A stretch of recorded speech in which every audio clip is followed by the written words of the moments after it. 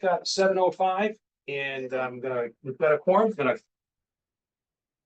gonna call the meeting to order. Good evening, everybody. So the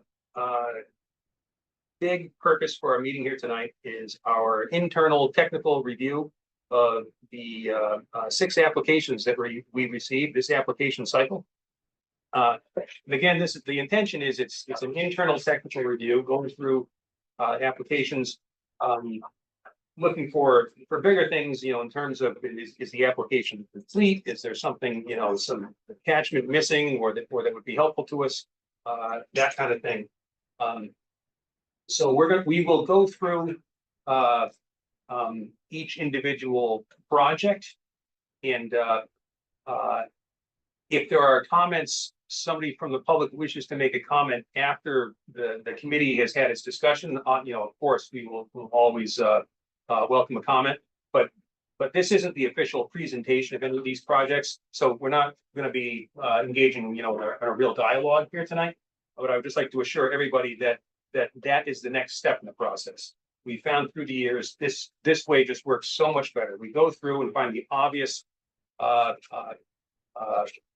technical things that we need to see a complete application. We get back to the applicant with that so they can update the application and then come in and we can have a productive session where they present the application, and we can ask questions, and it just helps the process along. It keeps it organized and makes it move ultimately much more quickly. So first up, we have the Engine 25 refurbishment. And I think with each of these, I'm going to first ask our consultant, who I know has, Freddie, you've had an opportunity to go through each of these applications and come up with general technical comments. Is that correct? I was not prepared to do Okay. so. I think it's up to the committee to do that. Yep. And, I think it's better coming from the committee than from Absolutely. me. Thank you. So, yeah, we've all had the applications for a while. I can start off with my my general concerns are just the one that jumped out first was the estimate, $300,000. I think we need to see some backup on that dollar figure. From, for instance, the garage or organization that's going to be doing the work. And then we always ask applicants for any kind of preservation activity, whether it's an artifact or a real property, what's going to happen over the longer term? How's it going to be maintained in the case of an artifact? Where's it going to be stored? And we just want to make sure that the investment is going to be, protected well into the future. So I feel like we need some clarification on those 2 things, 3 things, excuse me. That's what I have. I think you should just go right down the line. Sure. So I can tell you, Ben, that they do have an estimate. Okay. I went and looked at the truck, so I was curious about it. So I did go. They do have an estimate. They're actually doing, I think Ashland has a truck that this exact group is doing now. So they have that. I think what I'd like to see from them as well is there's a real history of this truck. And I think that's going to be important in telling the story at town meeting. So I'd like to see history, pictures. I had the estimate. I'd also like to know if they plan on giving this to the town. I know there was initial talk that we generally talked about it. I'd like to know if they're going to do that. And I guess my question on that too was, if so, can that be part of the warrant article? That if town meeting potentially approves, based on, being deeded, deeded's not the right word, but being given to the town. So those are some of my thoughts, and I will just add one other if I may. Please. So one of the things I was thinking about with all these projects is I saw a lot of not complete. So I was thinking it might be helpful and less stress on Freddie as well, if we each could be a liaison in some way, just to make sure that, we could let them know, these are some of the questions that were answered prior to the technical meeting, and we can make sure that all the documentation we're looking for gets on top. So that's just a suggestion. And if we wanted to do that, I would like to do this one. Oh, So okay. that's why I threw it out there. When you were talking about a project liaison, I was thinking of, what we used to do in prior years for approved projects. Okay, Each approved project would be assigned a project liaison who would be the point of contact between the committee and the Okay. applicant. I was thinking about it on the Okay, front in end, the affirmative side. only because I think a lot about last year and how we didn't have a lot of the stuff we need and how it drew things out. Yeah. And I thought it might be helpful if we had someone that could kind of nudge things along the way. Just a thought. Okay, Can I weigh in on that? yeah, please. Thank you. What I think it's a good idea. And then it doesn't necessarily mean all these projects make it through town Correct. meeting and you can reassign the liaison because as we're going through the completed projects, closing them out, we're going to need liaisons there. Also, so we can divvy up the work, but if you're the liaison now, you might end up walking all the way through. That could, Right. if it goes to the town meeting. And what I would just request is that once we get out of this meeting, for those that haven't done this before, we're gonna have a list. We're going to allow the two members who aren't here to send their comments to me if they have, and I'm asking that they watch this to know that if there's anything that they agree with or that you missed, and then just get a consensus. And then we'll send that out to the applicants. And they get to choose if they want to update their application or not, or follow through, but they'll at least know what this committee is looking for. You're not telling them they have to do this or that. Wise people listen to the funding committee, but Yeah. they get to choose that. And then if we have a liaison, I'd like to be able to be in the loop so I can make sure that you touched on, in case the liaison missed something that was in the committee's notes or something, I can work with you. I don't see it as being working with you much, but I just would like to be in that little help And out. so that's one thing that I was going to raise. I also think it's a good idea. I think we'll have to be extra careful about accidentally achieving the quorum.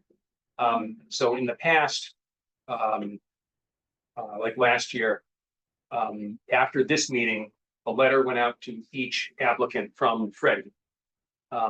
That she could then copy us on, and all of our comments, as well as the applicant's comments, could be funneled to her. Yep. And so we're just going to have to be extra careful about that. With reply all type situations where we don't want to achieve a serial quorum accidentally. But, we're all aware of. The liaison project, they would only be discussing with me. Yeah. Back and forth and the applicant and not, Yeah. it wouldn't be everyone CC because it'd be a separate project if you decide to do that. Okay, I think you can manage it. no, I think we can. And just thinking now, I can't be the liaison on this. My son is actually on the call fire department, so Oh, I okay, take my name off that one. Okay. So we don't run into any issues, but again, I just think for any Yeah. of these, it might be useful then. Yeah. And kind of streamline the process, so by us, we're not saying we're supporting the project, but we need all the information to make Yep. the decisions. Absolutely. Yep, absolutely. All right, thank you, Lisa. So maybe why don't I'm gonna propose we go through the projects. Yeah. And then have a discussion at the end about liaisons. 'Cause I think I see another situation where somebody might not want to be a liaison on a certain project or two. Yeah. Okay, so next up, Ellen. Great, so I don't think I have much to add. I very much agree with what you both said. I think it was great to see this application come back after we had that conversation with them in the last cycle. I was just looking for a little more detail, more of the description, some of the supporting documents. So I think with that, it'll be great to consider this. Thank you. Grant. So when they first last year, when they first considered an application, I did visit the project with Kevin Miller, the Historical Commission. So I have seen it, I've been on it actually. So I think for me, there's no question that it did serve in Southborough. I think they said it's only served in Southborough, so that in terms of the relevance, the street that's there. My biggest concern, I think it's kind of been echoed so far, but is securing the town's investment, so Yes. really making sure that there is some sort of conveyance to the town. Perhaps that would involve town council to make sure that, you know, there's actually a legal transfer, but. Yeah. I could see a situation on their end where they would want to do the work and then convey it, because you don't do it for like procurement. Yes, and one thing we've done in the past with artifact restoration is if the entity that owns it for any reason has to part with it, you know, they dissolve or whatever, they can't maintain it anymore, then it has to be transferred to the town. That was part of a warrant article. That's one way we handled that in the past. So yeah, the other question that I have on it is kind of like the community need. Maybe community coupled to that community access. So I visited it. So right now it's like in the corner of the firehouse, like in the back corner. I know that they said that they would use it in like parades and like for the kids to kind of see where the fire truck is. But yeah, so I have the kind of concern about public and private ownership, and then also like what is the town getting for it? You know, is it a parade once every year that you would see it, or is it going to be on public display, or you know, that kind of thing? So Yeah. those are some of the questions I have. Thank you. Brett, The only thing I had on here was kind of small, but you know, it talks about cost estimates range from 100 to 350,000, and then they have the one estimate that's 300,000. Yeah. It sounds to me like the 100,000 doesn't apply to what they want, right? That's like the bare minimum. So if it was me writing this, I wouldn't even put the 100,000 in there. I would say cost estimates are. Yeah. Whatever, right? I remember last year when he came in and spoke, I remember he talked about that, and it was basically like, to get the thing sort of barely running. Yeah, and that's, I don't think anyone would really be interested in this. That's a good point. It's not really necessary to have it in the application. Right. Yeah, because it's not, that's not what they're asking for. It's the $100,000 fix. They're asking for, you know, refurbish have it look nice and be good for parades and all that. So that was really the only thing I had about it. Can I add one? Yes, please. Did you go yet? I did. I've got another one to add after you. Might be yours. So you've all touched on it, but I think you want to have it very clear what the requirements for the anti-aid amendment are. If we've got a quasi is it a nonprofit that owns it now, or organization, and they'll be doing the work, and then it comes to the town, maybe not, but in the meantime, you still have to address the anti-aid amendment issues and straighten that out somehow Yes. with whatever it is. And we will get to this later on, but it came up very quickly. Lisa and I and Freddie, yesterday morning at 10 o'clock, were able to meet with town council, Jay Tallerman. And one of the things we talked about was it is his strong recommendation that every project that we do that involves spending public funds on, you know, a private artifact or private real property, have a grant agreement. And that is something that town council is involved in the crafting of. So that just for this project and all other, you know, funding of private work type of projects, we have to keep that in our mind. So just to add to, it sounds like there may be an intention to transfer this to the town after the restoration is complete. For my part, I'd like to see some sort of like acknowledgement by, you know, a town department head. In this case, I guess it'd be the fire chief, that it's practical to store it at the fire department for the long term. And to get an idea of, is this going to involve any expense to the town? And then lastly, I ran into Bonnie walking through the front door here, and her husband has been involved with the restoration of a fire engine in the past. And she brought up something that never would have occurred to me, and that is, it sounds like it can be difficult to insure these things. If it's going to be driven in parades, even as an antique restored vehicle, it's going to have to have insurance. So I'd like to know that they've looked into this and have anticipated that ongoing cost. And also, if it's going to be transferred to the town, we would have to tell town meeting, you know, this is going to involve a yearly cost of X dollars. Yeah. I'm assuming they haven't thought of insurance because they do include the ongoing maintenance costs, so they clearly thought about future Yeah. costs, so. Yeah, So so I if mean, they if thought it's, about insurance, they probably would have included that too. you know, if it's, well, I don't even want to guess what it could be, but I'm guessing it's not a negligible number, and it's something that we would have to be discussed at town meeting. Okay. Any other questions, comments, concerns regarding engine 25 from the committee? Okay, we have somebody here in person. Bonnie, any questions? Would you like to comment on this? No. Thank you. To anyone. Have they hands raised either? Okay, just to say, if there's anyone here from the public who wishes to comment on this, please use the raise hand function in Zoom, and we would love to hear. No hands going up? No. Okay. So next up it is. Where are we here?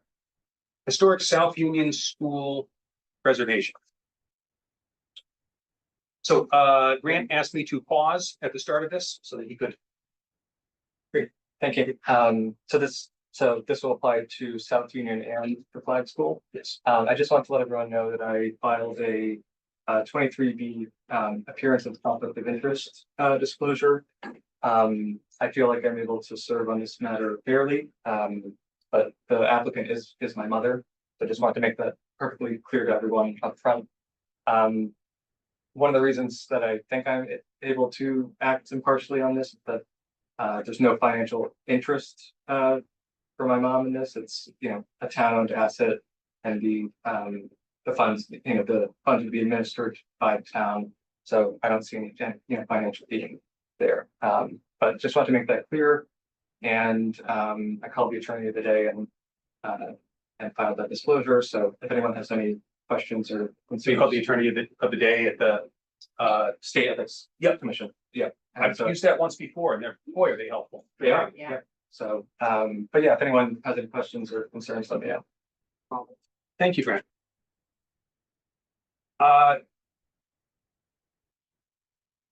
So I'll tell you one thing. Well, I can tell that that Deb Maria put a ton of work into this. One thing that I think helped out is the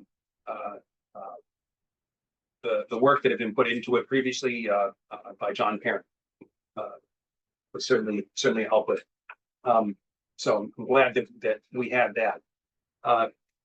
The first thing that I saw is that, you know, in order to do work on the South Union School, an applicant has to have, you know, what in Conservation Commission and Planning Board is called site control. They have to be, their name has to be on the deed, or in lieu of that, the conservation will accept, you know, a signed letter from the property owner saying that this applicant has the authority to perform work on this property. If, you know, for us to recommend an appropriation to town meeting, I don't think we can do that if the proposed recipient does not have site control. So I think we just need a letter from select board, either saying that they will perform the work of the application, or that this applicant has the authority to perform the work. That, and then I understand, you know, John Parent is, we've worked with him a bunch in the past, and he's a very knowledgeable guy. His handling of the townhouse restoration has been great.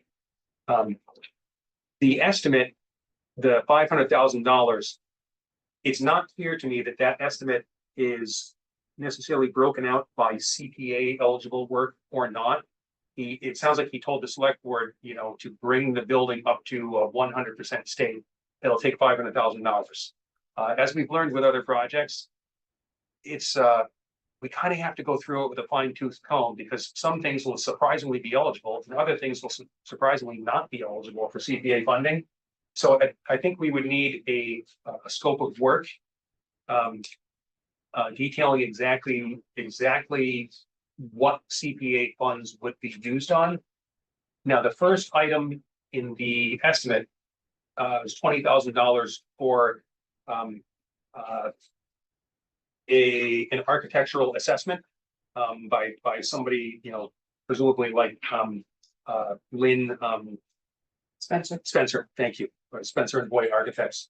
And I think that is a fantastic first step. Now, this isn't specific to this application. I think this application can be completed in a way that the committee can, continue further with it. But I would make the suggestion that it might be wise to first, we can't fund an assessment like that, can we? Freddie? It's my- I would have to dig into it because we did an assessment on Black School. But I don't know if the CPC had the knowledge when they approved that they Yeah. have today. And I think we want to dig deeper into it because I've been told you can't do assessments. I would like to look into that more deeply too, because what occurred to me in reading through this is, that architectural assessment is, I think, very important in historical preservation of this building. And I'd like to suggest that maybe a better path forward would be, hopefully we can fund such a thing.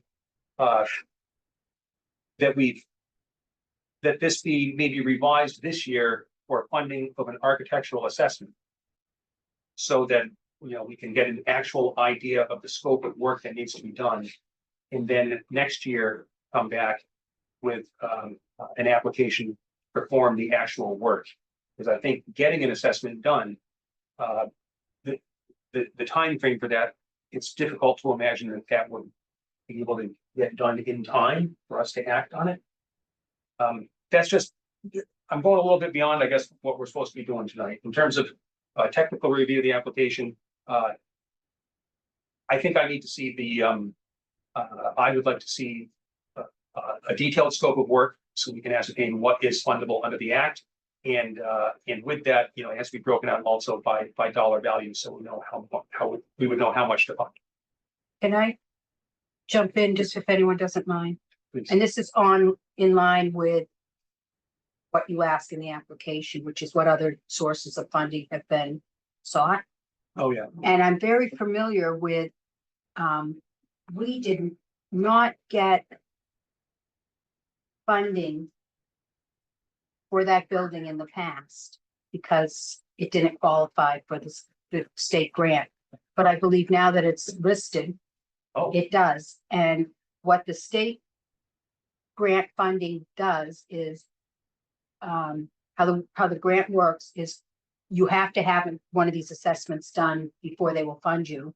And they have a fund that will pay 50% of the costs, and it's typically could be $30,000 or more. Yeah. For the assessment, and then you get you pay half because it's a 50-50. Okay. The state pays half.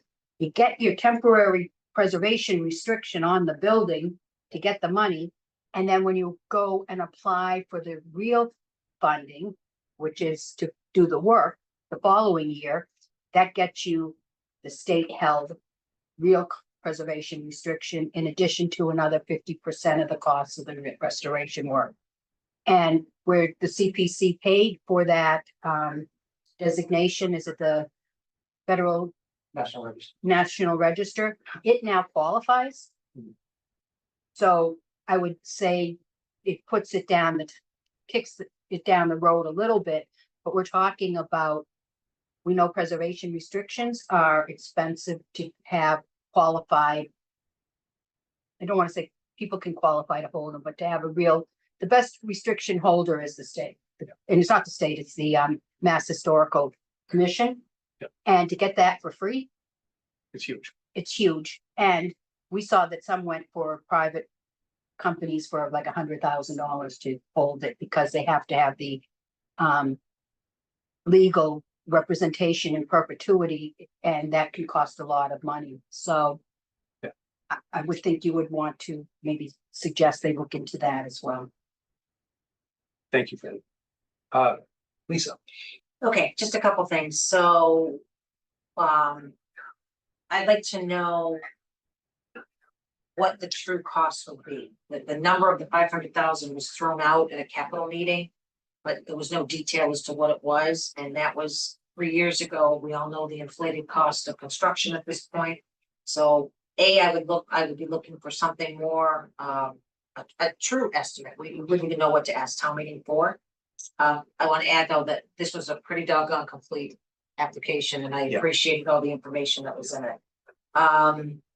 I also questioned the authority to submit. I wanted to hear from facilities and capital. There also was a future use committee for 21 Highland right now. And I wonder if this may hinder or influence potentially. I think the selectmen, that's a decision as far as site control. I think it falls under that. They're gonna have to weigh the odds. And I did speak to John Parent briefly, and I know he spoke to the opponent on this. That he also felt a study was a good starting point, but he suggested to wait till after this whole school discussion was over. So whether, it may be disposed of, or, what may be happening before you put money in it. And lastly, Freddie, if we can find out for our next meeting, I'd like to know what monies to date CPC has put into this building. We did several different projects over the years, and Okay. if I may, Please. one of the criteria, the CPC was promised that the town would do ongoing maintenance. So I think your due diligence is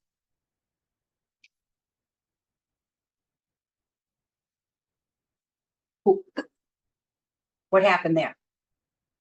Just, those projects predated once we learned from the DOR about the necessity of putting on preservation restrictions, so it predated that. So the investment was not protected with preservation restriction. Thank you, Lisa. Ellen. Thank you. So a lot of my questions have been covered, or answered through Freddie. I think so the main things that were flagged to me were the site control, the scope of work that's actually covered, and the $500,000. My question is also if $100,000 for the preservation restriction, if that's the right level, having not done one of these projects before, if that's what we would expect. Cover that. It's certainly in the ballpark. Okay. Great. Good question. Yeah, and then I think just, again, this is less on the technical side, but the timing piece of all the unknowns of funding in the school, what will happen with Finn, who's moving where. And it sounds like this is really exterior work, but what makes sense to do when, given we don't know who, if anybody's moving in, what they're gonna do with this building. But that's a down the line. Oh, but just, sorry, quickly, just also to add that I really did appreciate also all the detail in here, the history of the building, the photos, kind of having all of that really just helps tell the story of the building. Thank you. So I also have I don't know if it's a concern, the question about the cost, I think is a kind of unknown. Pretty much the 500,000 is my main question about it. I would be interested to know about the conditions assessment report. I did see, that there was one pretty recently for Flag in 2021. So that's a question that I have is it fundable? Because I think that could be potential. Well, I think I would probably be in support of that. But yeah, my main concern is that, the unknown of the cost, I think, about what it would actually be. One other thing I'm curious about is whether you can kind of break this into parts perhaps, and can you have, let's just say, could you take 2 of the 3 of these and say the conditions assessment report and a guarantor for the PR without any restoration work? And I know 84 Main, for example, the PR and that allowed the work after the fact. So that's probably a question that I have is does the work actually need to be done before a PR would be placed on it, or could there be opportunity after the fact, through additional funding or something? So Yeah, and one thing that plays into that, Greg, is so we don't know yet. I know Carl is working on it. how much CPA funds are available for this cycle. I know, I think pretty much all of the historical budget is spoken for by bond payments. So how much will be, now left in the unreserved portion? We don't have that figure yet, and we have, a total of 6 applications this year. I said this last year and it never came to pass. But I think this year is going to be the first time we're going to be forced to pick and choose, and we're going to have to say no potentially to an eligible project for the first time. So strategies like what you're talking about, can it be broken up, would allow us to perhaps do more with less.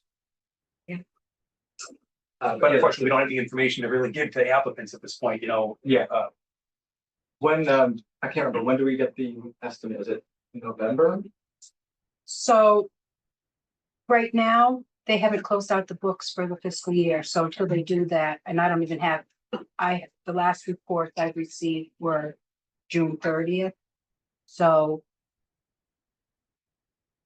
And then once we get numbers, some of the numbers are take longer because we figure out the surcharge based on an increase in what was actually billed out last year. And, we have to wait for Treasurer Brian Valentine to be able to, we can guesstimate, but, you don't really know. So November's good. We'll have numbers hopefully maybe before then to work with, but you won't know exactly. Okay, because 5 of the 6, I think 5 of the 6 are historical projects. So Yeah. since that's already, I'm not gonna say tapped out, but if we prove a challenge, or we'd have to use the general fund. Yeah, which is the lion's share of the trust for the CPA trust fund, so that's not a problem, but typically the first place we look is the bucket, for whatever type of project it is, so that 10% is spoken for by bond payments at this point. All right, That's it for me. Yep. thank you, Brett. The only things I had were mostly covered about the 500,000, probably needing some more detail. The other one, I think Freddie mostly answered this, but how does it work so if they have a $600,000 project, but we can get state grants, do they apply for the whole thing and then state comes in and pays for some, we just don't have to pay for it? Or do they change the application later saying, oh, the state's gonna fund 200, so now we only need to apply for 400? How does that work? We had a situation like this where some additional funding came in after. I may be wrong on this. Did that happen with a component of the Trails project? I was thinking I think that sort of happened and we were so. We wrote the, if I may, Oh, that's right. we worked really hard to write the warrant article that was required the Trails Committee to apply for the grant. And we wrote it, what would be expected to do with the shorter money that was available. And if she got the grant, not she, but if the Trails Committee got the grant, then we allowed the funding to be used as a match and allowed it to become a bigger project. And that was actually a fund, like a tongue twister brain teaser for me to be able to, put that together so you can do that. Yeah. So that you still want the funding to be able to be utilized. And they can do something if they don't get the grant, but you want them to apply for the grant as well.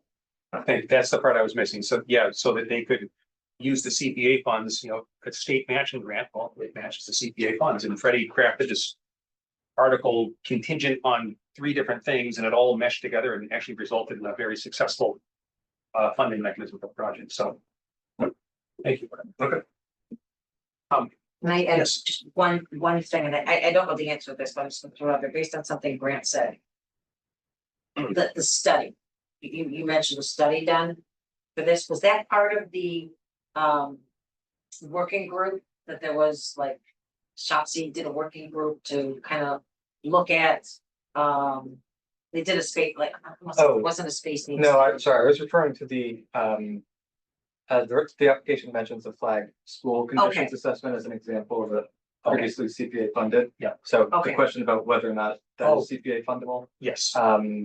Yes, there was a 21 Highland Shopsy Right, subcommittee, I which wondered was if about they its did a use. study. It's used for, I did read that, it was for use of affordable housing on the property. But did they do any type of study of the building or anything when they were trying to build? I should know, seem but to I don't remember it was remember. mainly in the, for the purpose of like unit capacity. Got it, okay, So like that's how many square feet, could it be extended? Okay. You know, that kind of thing, but I don't want to misspeak, but that was my understanding, was essentially how many units could fit in the existing. Okay. That's fine. I didn't know if the building. study was done. Yeah. Thank you. So, But not like a condition, like what shape the building, was. I don't think that. Okay, so I think, Ray, would you be able to reach out to Stuart? Just wrote it down.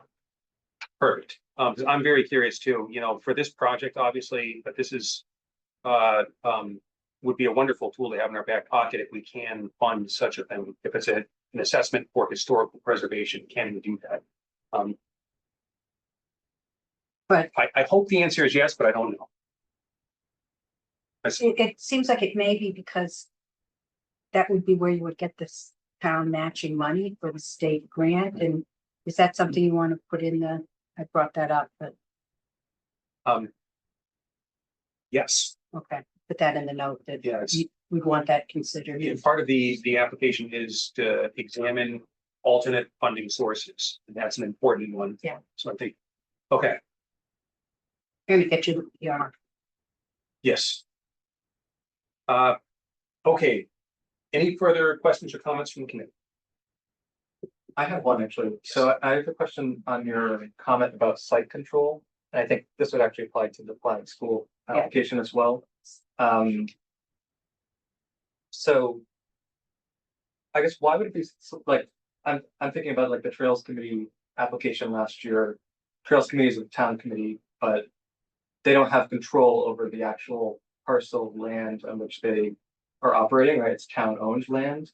But the authorization at town meeting was to give the town funds to be able to work on that land. So they didn't actually have like control of the site in terms of, They did. oh, they did, okay. This work is being done on NBC property. And, Oh, I see. they, Okay. yeah, and they had to show that they had the authority to work on the MDC property. Okay, so like for the townhouse previous, MWRA now, Oh, excuse me, you're dating yourself.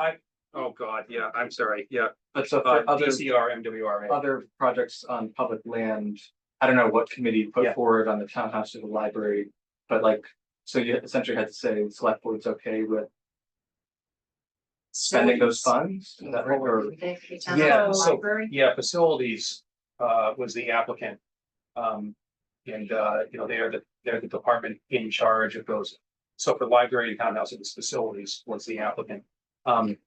Library has control, the library trustees have control of the libraries, different type of ownership. The other projects have been through facilities approval or a town committee doing the project with the select board signing off. Oh, I see. And I think that the select board's not historically hasn't run a project, but no project has been done without their AOK. oh, I see. Okay. And facilities has always been involved with any town-owned property, and it's always been a town board or committee that has run the program. Okay, thanks. And so, well, we'll get to them soon, but yeah, I'll wait till we get to those. Okay, anything else from the committee? Bonnie? If there's anyone joining us over Zoom from the public who has who wishes to ask a question or make a comment, please use the raise hand function and we'd love to hear. Okay. Next up is the historic flag school preservation. Now, in this case, there was an architectural assessment done by Spencer and Voigt, and fairly recently too. I think it was 22.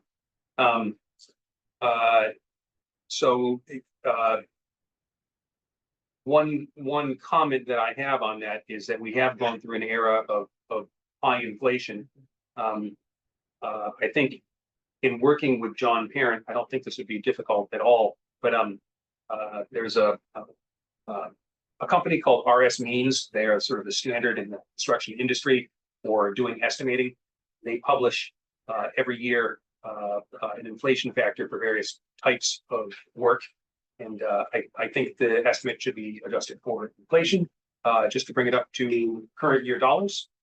Other than that, the other comment is just like with South Union, we just need an indication of site control or, permission from select board facilities, so forth. But again, a thoughtfully prepared and well-prepared application and having that the detailed assessment. Lynn Spencer's, she's pretty sharp. Any question that could possibly have occurred to me, she's addressed. Lisa. Okay, well, you covered my first two already with costs and the authority. I know from the selectmen's meeting Tuesday night, they were talking about potentially youth and family services, utilizing that space. So I would like to hear from facilities, based what their plans are as well. I did call John Parent again, and I guess he has an article in capital now for $175,000 to do upgrades on the building. So I don't know any more detail. I don't know what that entails, what they're looking to do. But again, Freddie, I'd like to know the money spent to date. I think there was some, if I'm not forgotten, there was some upgrades that were done there that CPC funded. Was it upgrades or restoration? There's been work done and there was work funded and not done.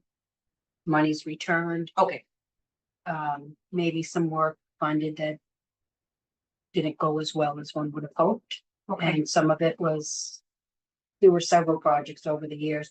I can't get you that information until November.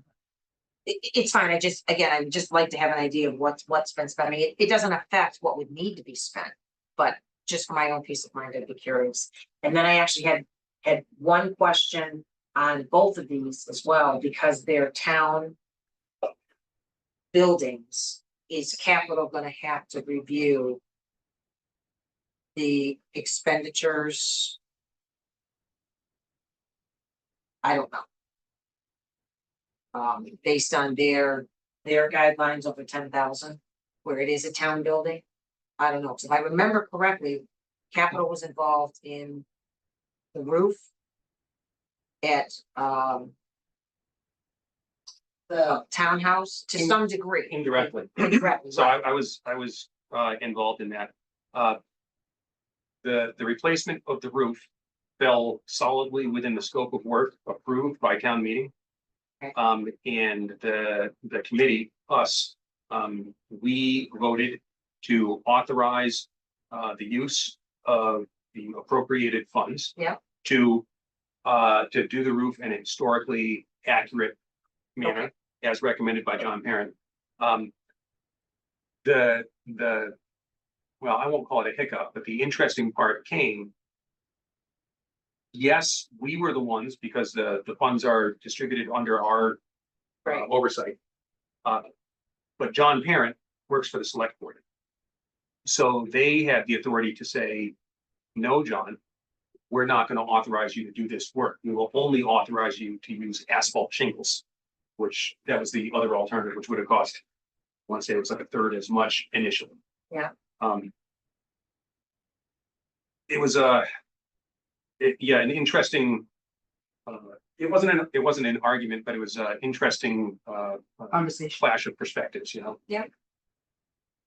And I only asked Ben because I wasn't on CPC when those projects came along, and again, I vaguely remember capital weighing in to some degree, so that's why I'm asking. And capital they've certainly weighed in on other projects, before we even before we voted to recommend to town meeting the townhouse restoration.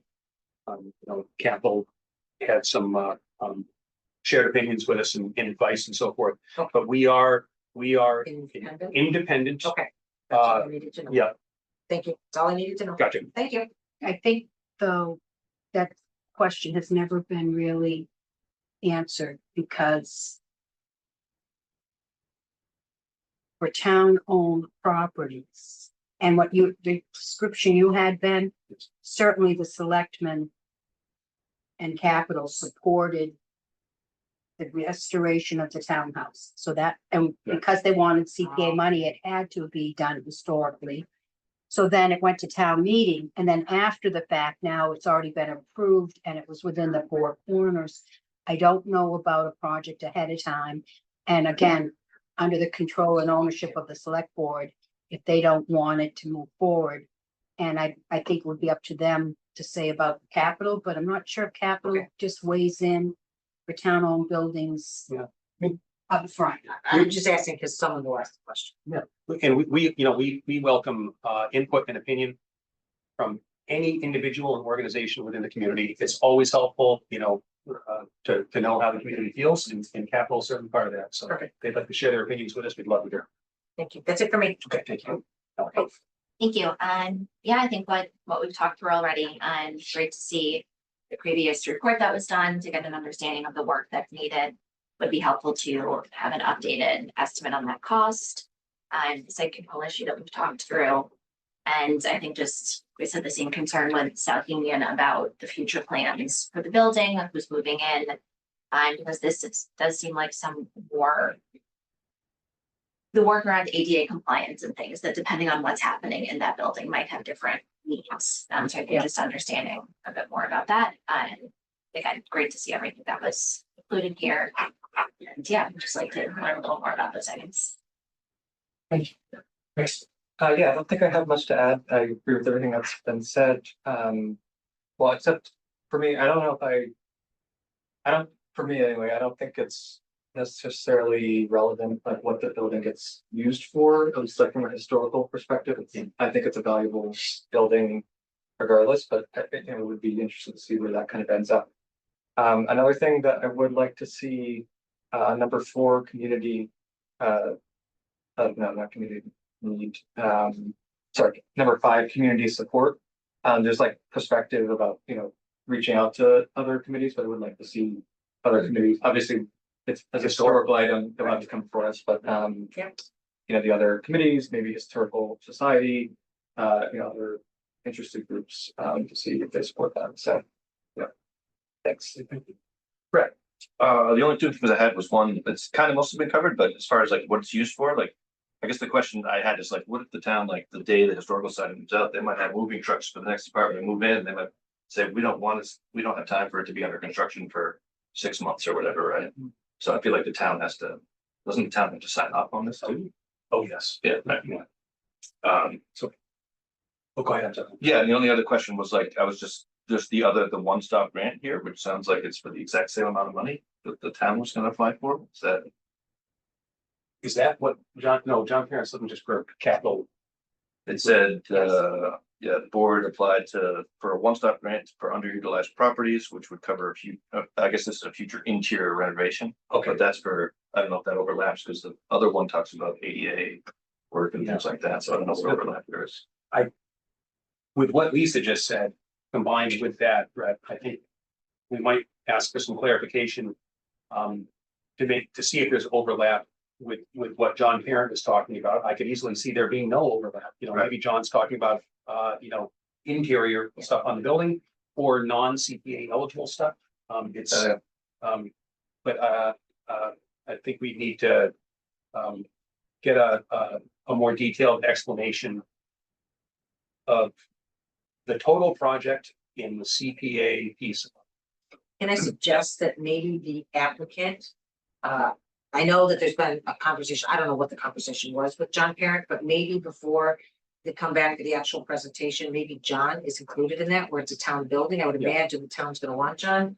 So the 2 of them talk and figure out a path, and then, come back in October and with a clearer project, I guess, for us here. Was it potentially with John Company? Exactly. That'd be my suggestion. So back to the state Mass Historical Grant.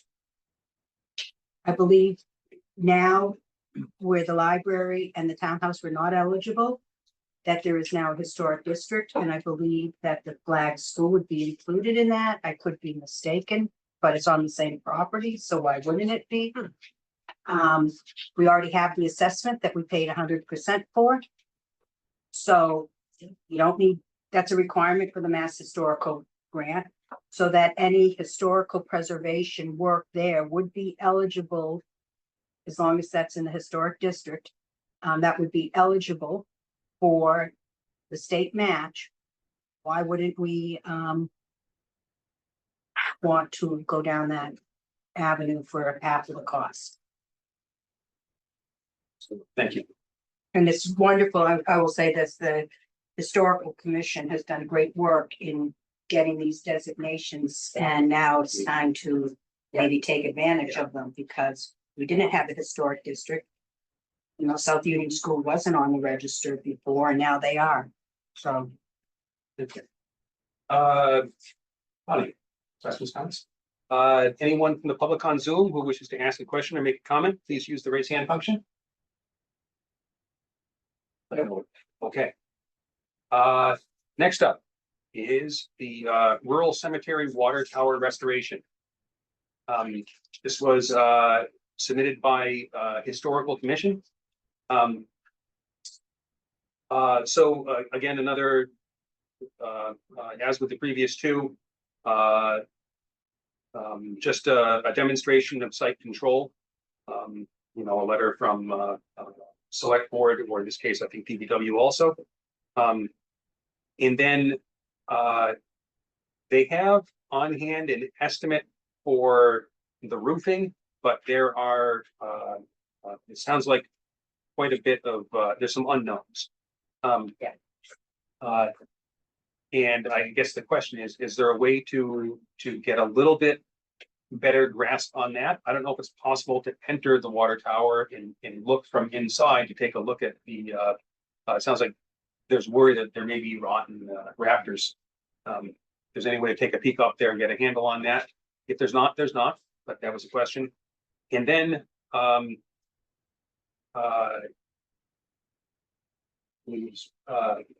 Freddie, who noticed that as part of the masonry work connected to and surrounding the tower, there's a plaque that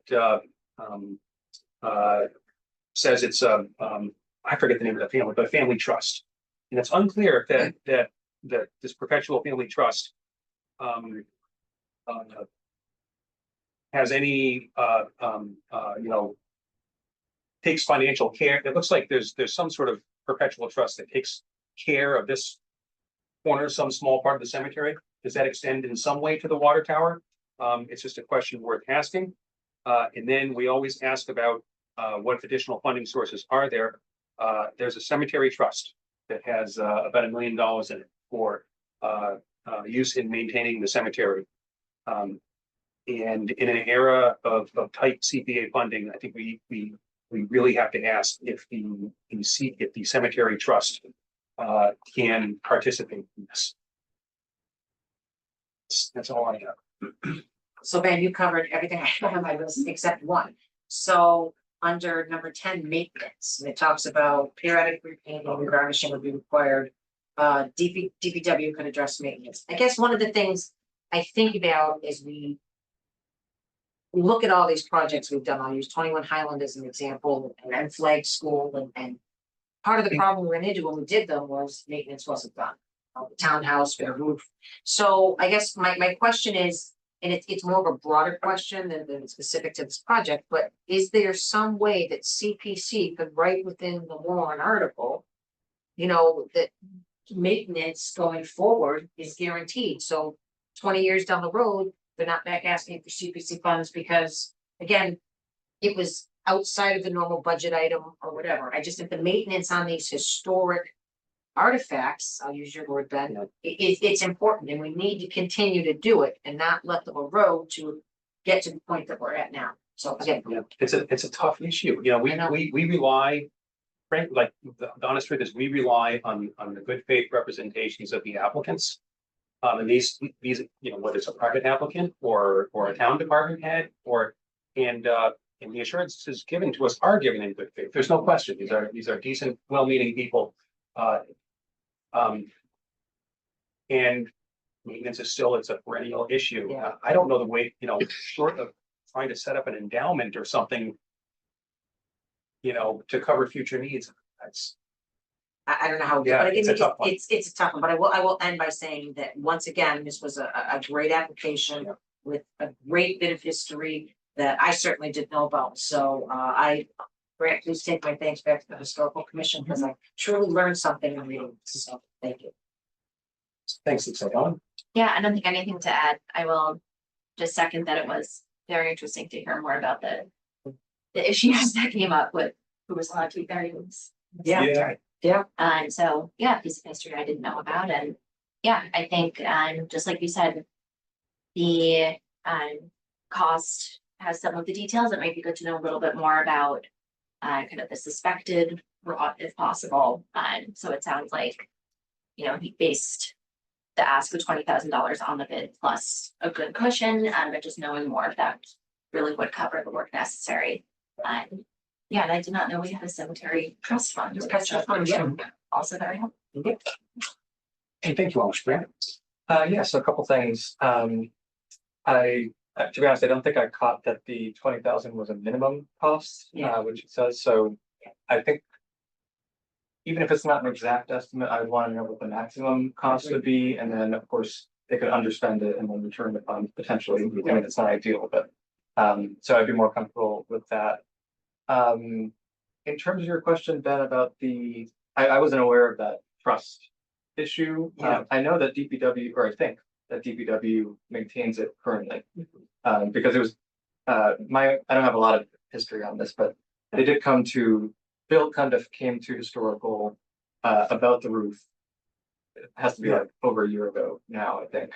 And long story short, we ended up funding a plaque to put on it to, like, you know, say some of the history, and that's how we kind of learned about this. But the original request, or how we kind of learned about it in the first place, was because Bill maintains it, I believe. So I'm pretty confident that DPW maintains it, but I could be wrong about that. Lisa, to your point about maintenance, I was just going back to the IGR, and you know, because I was kind of wondering, like, oh, can you include potentially some funds for future maintenance in there? But I think that, you know, maintenance costs for historical properties are prohibited as a use, right? Yeah. So Yeah. because I was kind of thinking, Yeah. I wasn't looking for future, but just some language to put into the warrant, and maybe the warrant article isn't the place. But something to say, we expect, you know, if we're gonna make an investment in the history, we expect the maintenance going on past this point to, you know, to be maintained instead of, you know, waiting till we're looking at today. This things should have been done a long time ago. You know, that's my point, Grant. Not that we fund, Yeah. you know, guarantees money in the future, but just sternly say that we expect if we're going to utilize this money, that maintenance is gonna be completed going forward. Quite frankly, it would be nice to have, like, you know, a long timeline for kind of closing out the project and have $500 a year for maintenance or something, but I know that's Yeah. not allowed, but. And just one other thing, which I hadn't really thought of before tonight, and just kind of came up and while we're talking, is I know it's our policy when we're kind of investing in historic buildings to preserve them, or to kind of make sure that they're restricted. Yeah. I believe, I'm not an expert on PRs yet, but I think that a preservation restriction is on the property itself, and that this is part of the cemetery, so like. But I guess my basic question is, like, should this be perpetually preserved if we invest money in it? How would that happen if it's like part of a larger cemetery? You know, kind of. Again, even though it is town owned, like, so you are trying to preserve the asset going forward. So How do we answer these questions? that's a question. history, I'm sure. Not getting it. Okay. Is that a question you want me to look into? I'll Can wait you- till town can you meeting. res- Okay. Can you put a restriction? So you can certainly narrow down what components of a property are restricted under a PR, because I know that was done at 84 Main, and it's certainly done, you know, for instance, in the library, it's the facade of the library, but not like the back wing or the grounds. So you can focus it. Okay. Cemeteries are an interesting, It is. I guess, you know, I guess we'd have to have a discussion about, is the cemetery a special case where there's less of a risk of it being torn down to put up a townhouse? it's the restriction on the structure though. Yeah. Which is different, because you're not gonna. Somebody could come in and want to tear that down in the future. And from a practical standpoint, would it even be possible to find a holder for a PR on a water tower? just from a practical standpoint. I can look into it. But it's not a water tower anymore. Yeah, yeah. Yeah, it's not like actively holding water, but yeah, it's like a little turret pretty much. I can say that, yeah. Thanks, Matt. Yeah. Brad. Yeah, the only question I had was basically the same thing Grant just noted, that if they say it's a minimum of $20,000, what happens if it exceeds that? We wouldn't want to fund 20 and then they get halfway through the project and bail because they run out of money. Right, so they need to specify that maybe they say excess comes from that cemetery fund, or you Yeah. need to ask for 30 up front and give money back, but since they say it's a minimum, there needs to be something to account for it. Thank you. If there's anyone here on Zoom from the public who wishes to ask a question or make a comment, please use the raise hand function. Okay. All right, next up, we are up to Affordable Housing Trust Fund application.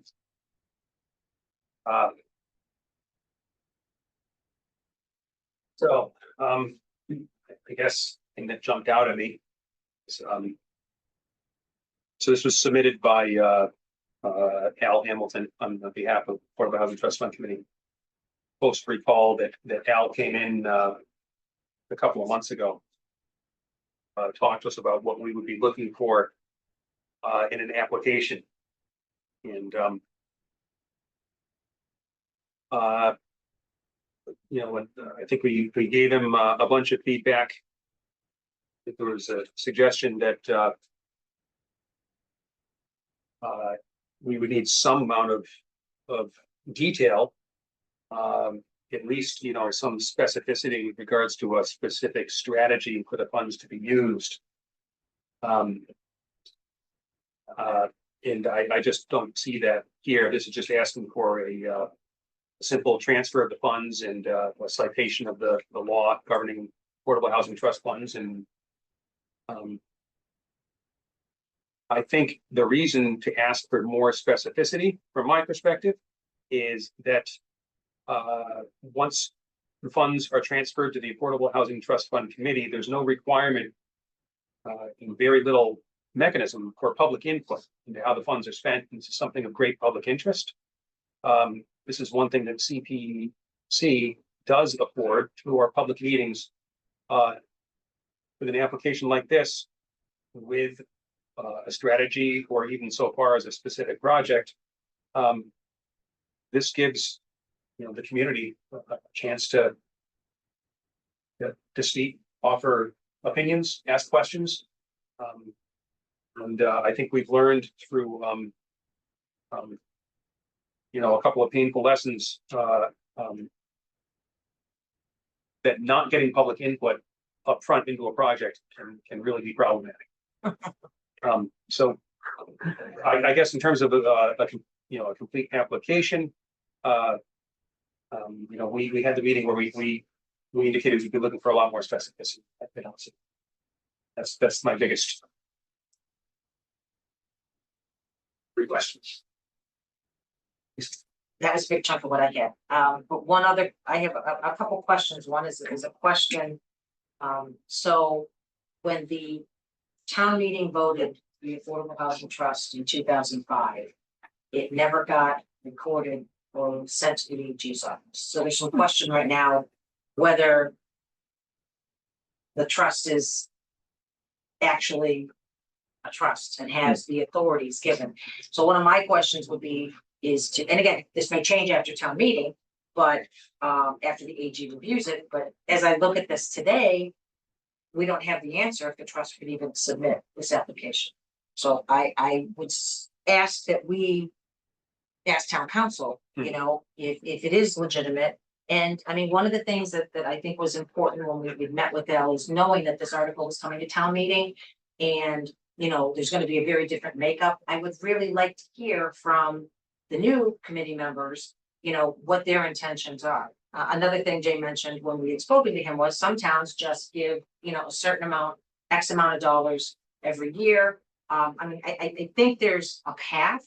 I just don't know if we're at that point now. And then one question I would like to ask of Freddie, because I've heard this multiple times come up, but I would like to know, to get a better understanding, Freddie, about the restrictions on funds. After we transfer them to the trust, do we lose all authority? Do they still have to go by CPC guidelines? So are the requirements still have to be met? And then if the funds are used for a project and then say that you use it to buy a house and then the house sells, are there still restrictions on that money? So I think for me, as a newer member on here, it would be very good for me to understand this. And I think it might be good for the trust to understand this as well. So Please. I will look into it in more detail, but my understanding is when you transfer the money to the fund, they're in charge of the funds. Yeah. They don't come back to the CPC for, however, they are obligated to not spend that funding on anything other than CPA allowable uses. And I would have to double check how that is overseen, but part of it is we have to have a report on all monies they spend every year. Right. And then I have to report for whoever, the CPC has to be reported to DOR. And then the other part of it is there are constraints that I don't believe I hadn't been aware of till more recently. I mean, I'm talking a few years ago, but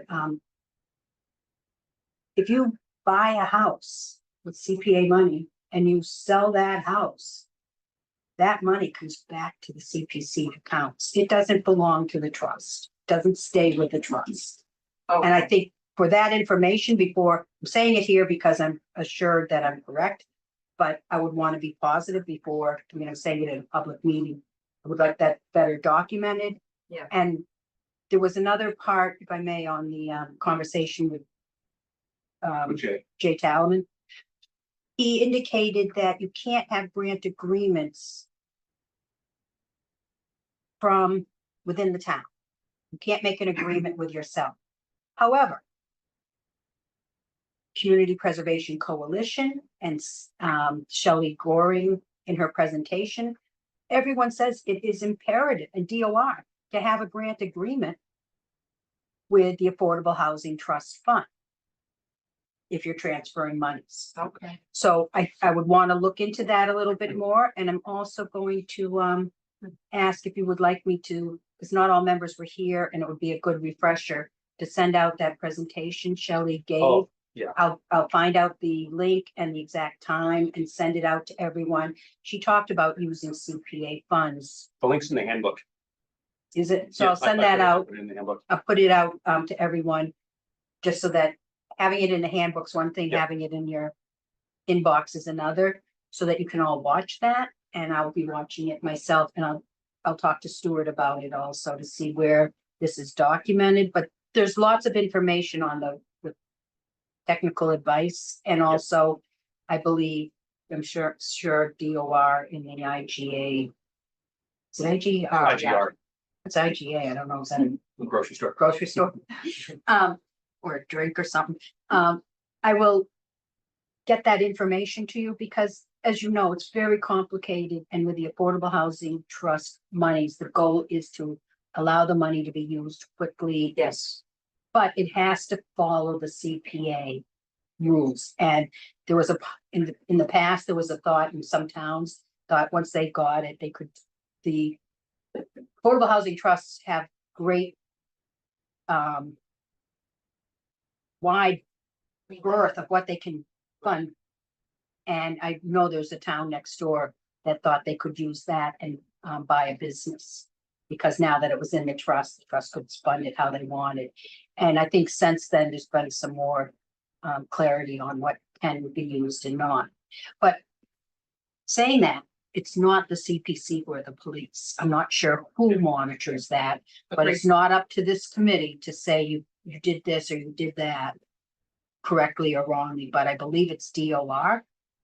I just think there's information, Freddie, that I hear bits and pieces here and there, and it'd be great to have a better understanding, and I think maybe even the trust as well, it would benefit us all in the long. Before you fund a project or fund the trust, and information to provide to the trust so that to be sure they're aware of their obligations. So then could we ask council, legitimately knowing at this point that there is a concern and an issue that the AG never signed off on the bylaw. If this is legitimately an application, the last thing I would want to do is So, create an issue that doesn't. yeah, I get, so obviously, if you'd like to ask town council, obviously, we can do that. I think looked at from another perspective. Yeah. Anyone is allowed to submit an application.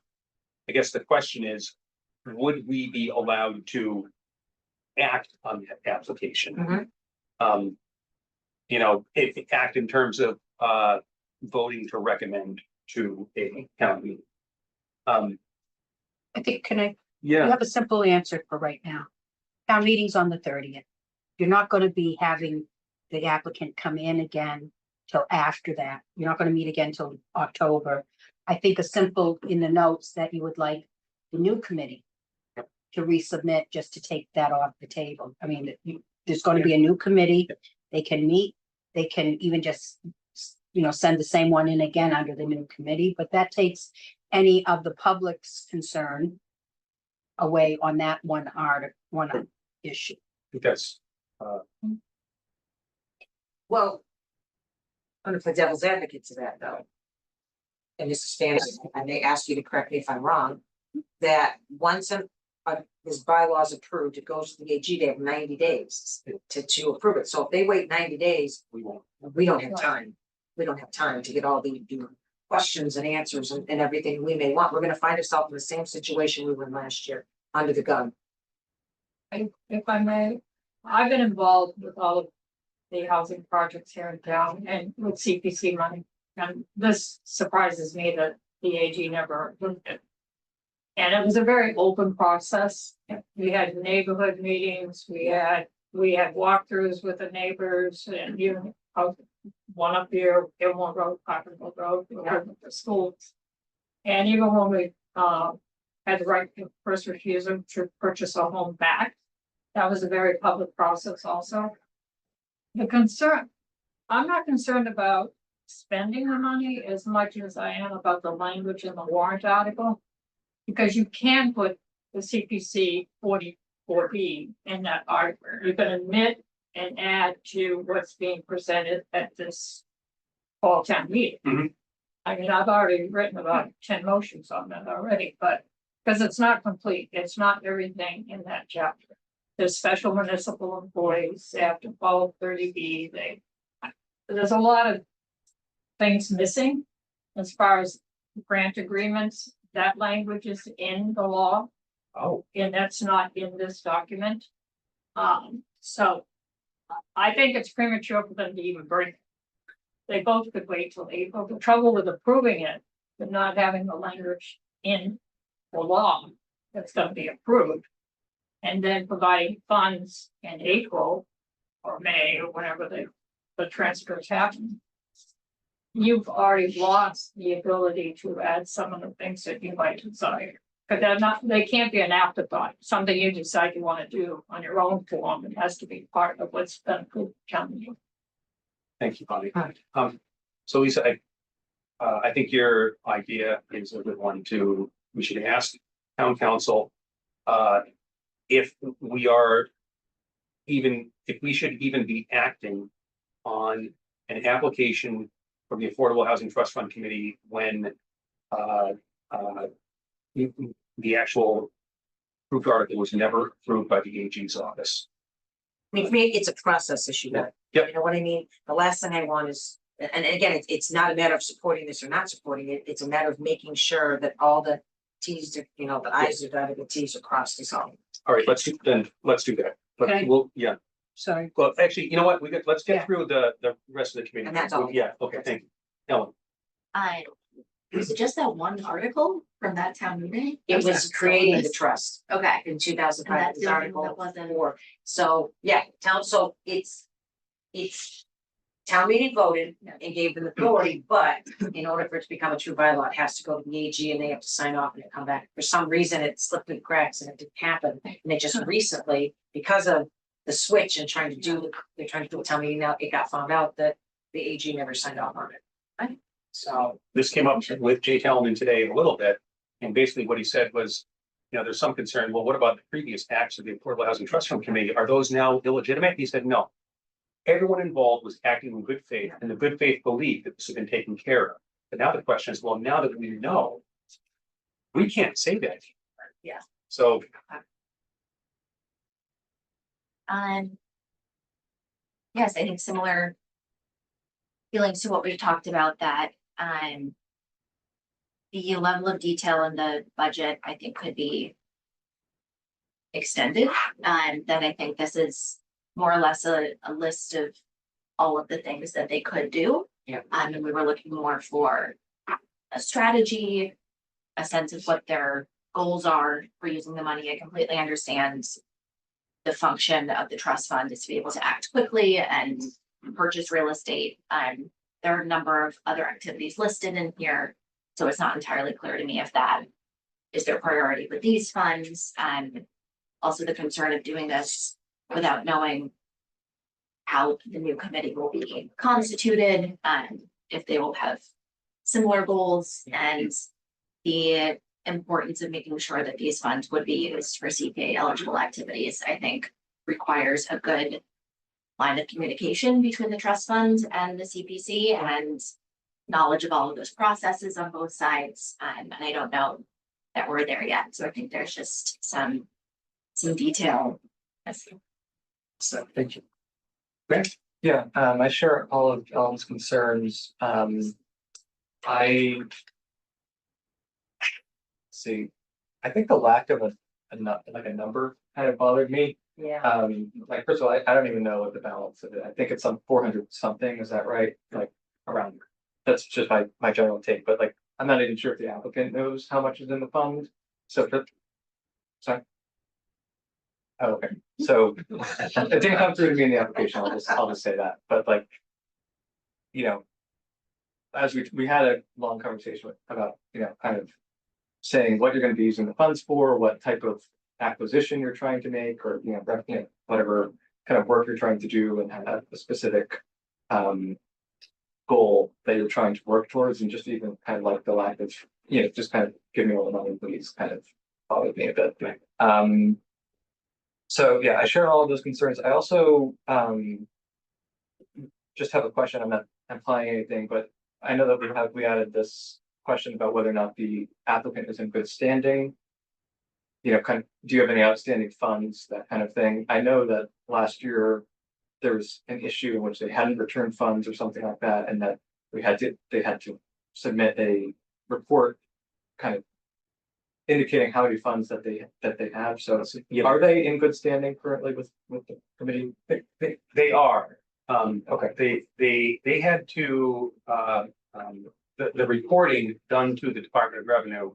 You know, we are required to report to the DOR. They also are. And they also report to us for our CP3 form, it's called. And they hadn't done adequate reporting for a few years. And last year we got all caught up on it. Okay, that's helpful. Thank you. And then I guess the last thing for me is the timing of it. Well, I think it's kind of linked to the question of how much we want to give them. Yeah, if we say, okay, you can have all the funds, then obviously we're depleted if the housing project does come forward. So that's concerning, just the amount of funds personally. But if we were to do that, then I think that I would like to see kind of strict timeline. I don't know if that's possible, but like a sunset clause similar to other things. We've talked about that as a standard policy for all projects. Yeah, and so, but for this, I mean, I really want to see it stricter than previous. So I know that they had said 5 years. I would be, if we even go forward with it, I would like to see probably like a year. Oh, okay.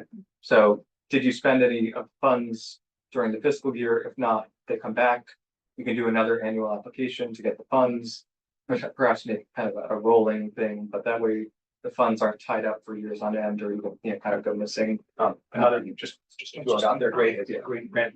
So the number, what was bouncing around in my mind was, I was thinking 2 years, but with the option to come back at the end of that for the committee to allow, we could write this into the warrant article, to extend it for a year and maybe allow that to happen like twice. or something like that. Something like that. Without having to go back to town meeting. And that way, it wouldn't have to go back to town meeting until.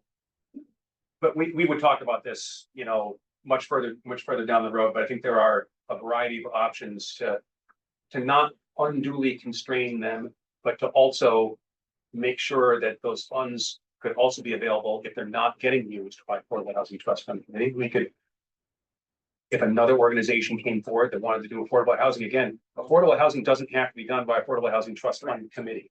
Yeah. So But yeah, so those are my concerns, and I would want to see more information before kind of moving forward, but personally. thank you, Matt. Thanks. Yeah, I don't have a ton. I've been a lot of this one, so above my pay grade, but yeah, I just had the one thing, and Grant just covered it, but just the whole point of this, right, is they say we want the money because we want to move quick. Right. And then to throw the number 5 years up there and say, hey, we're gonna spend it within 5 years, it's the opposite of saying we're gonna move quick, so. Thank you. Bonnie, anything more? Is anybody joining us from the public over Zoom? Please, and you'd like to ask a question or make a comment, please use the raise hand function. We'd love to hear from you. Like nobody? Okay. No. Is there anybody in attendance? Yep, Sam and Marcy. Okay. Okay, so that's it for that one. We have one more, the Town Common railing and fence post restoration project.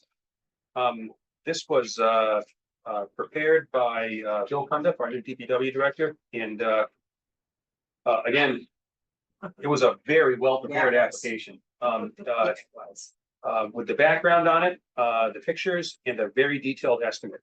And frankly, I didn't have any, you know, technical or procedural comments on it. Other than, you know, there's almost too much detail on the estimate.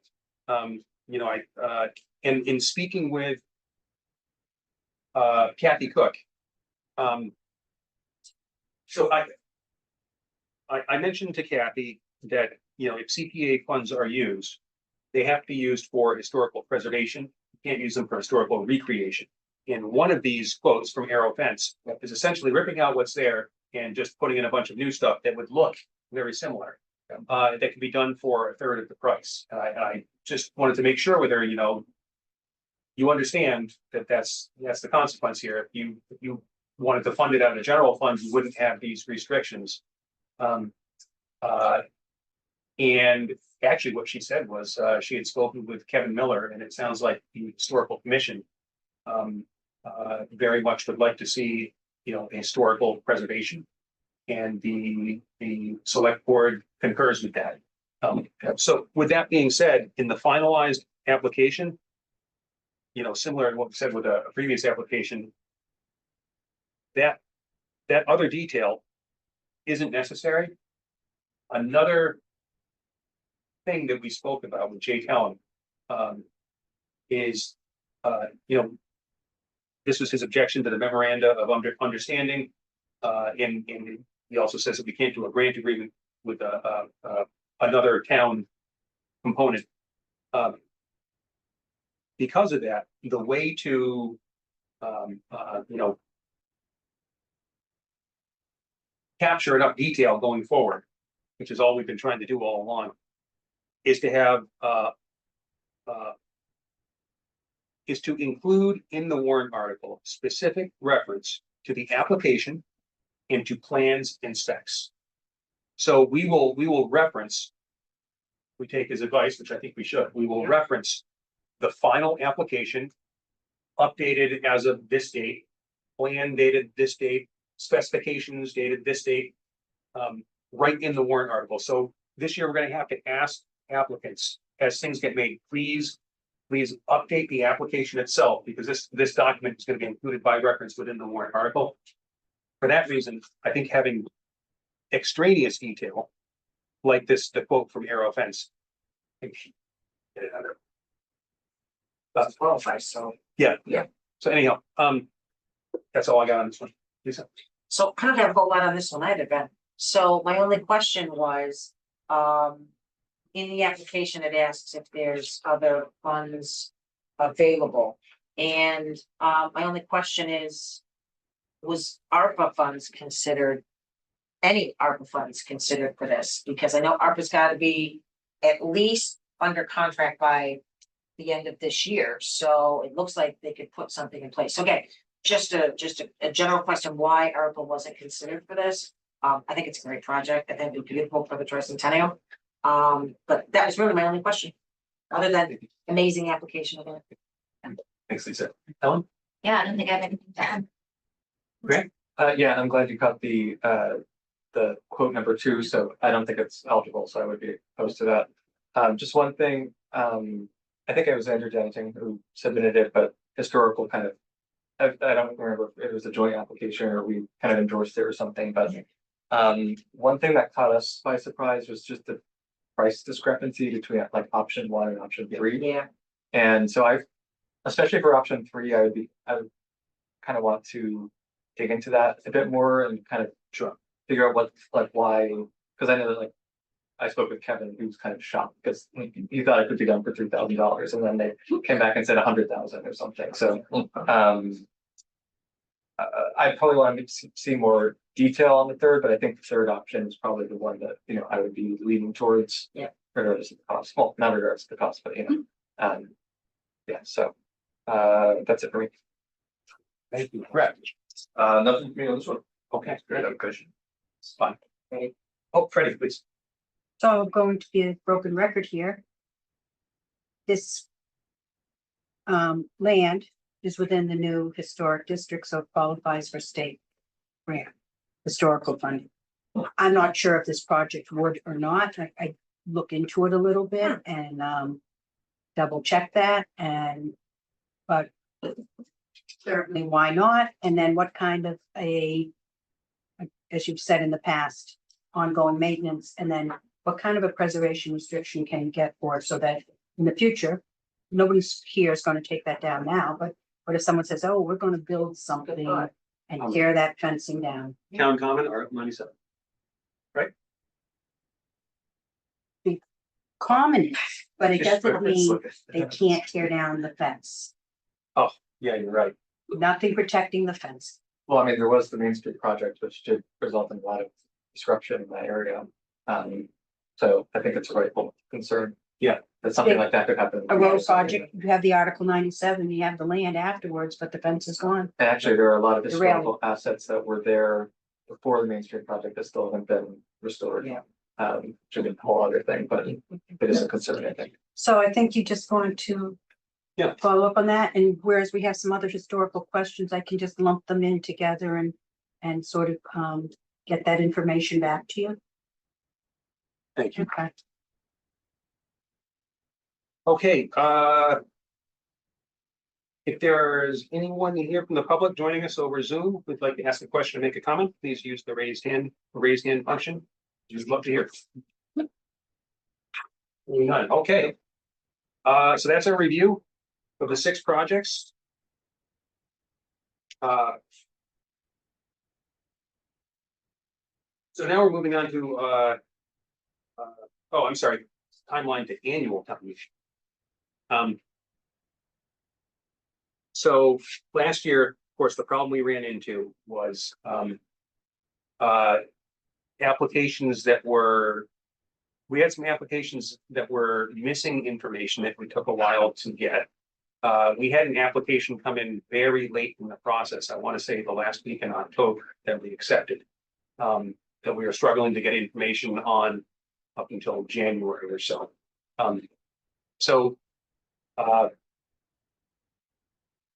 That's not going to happen this year.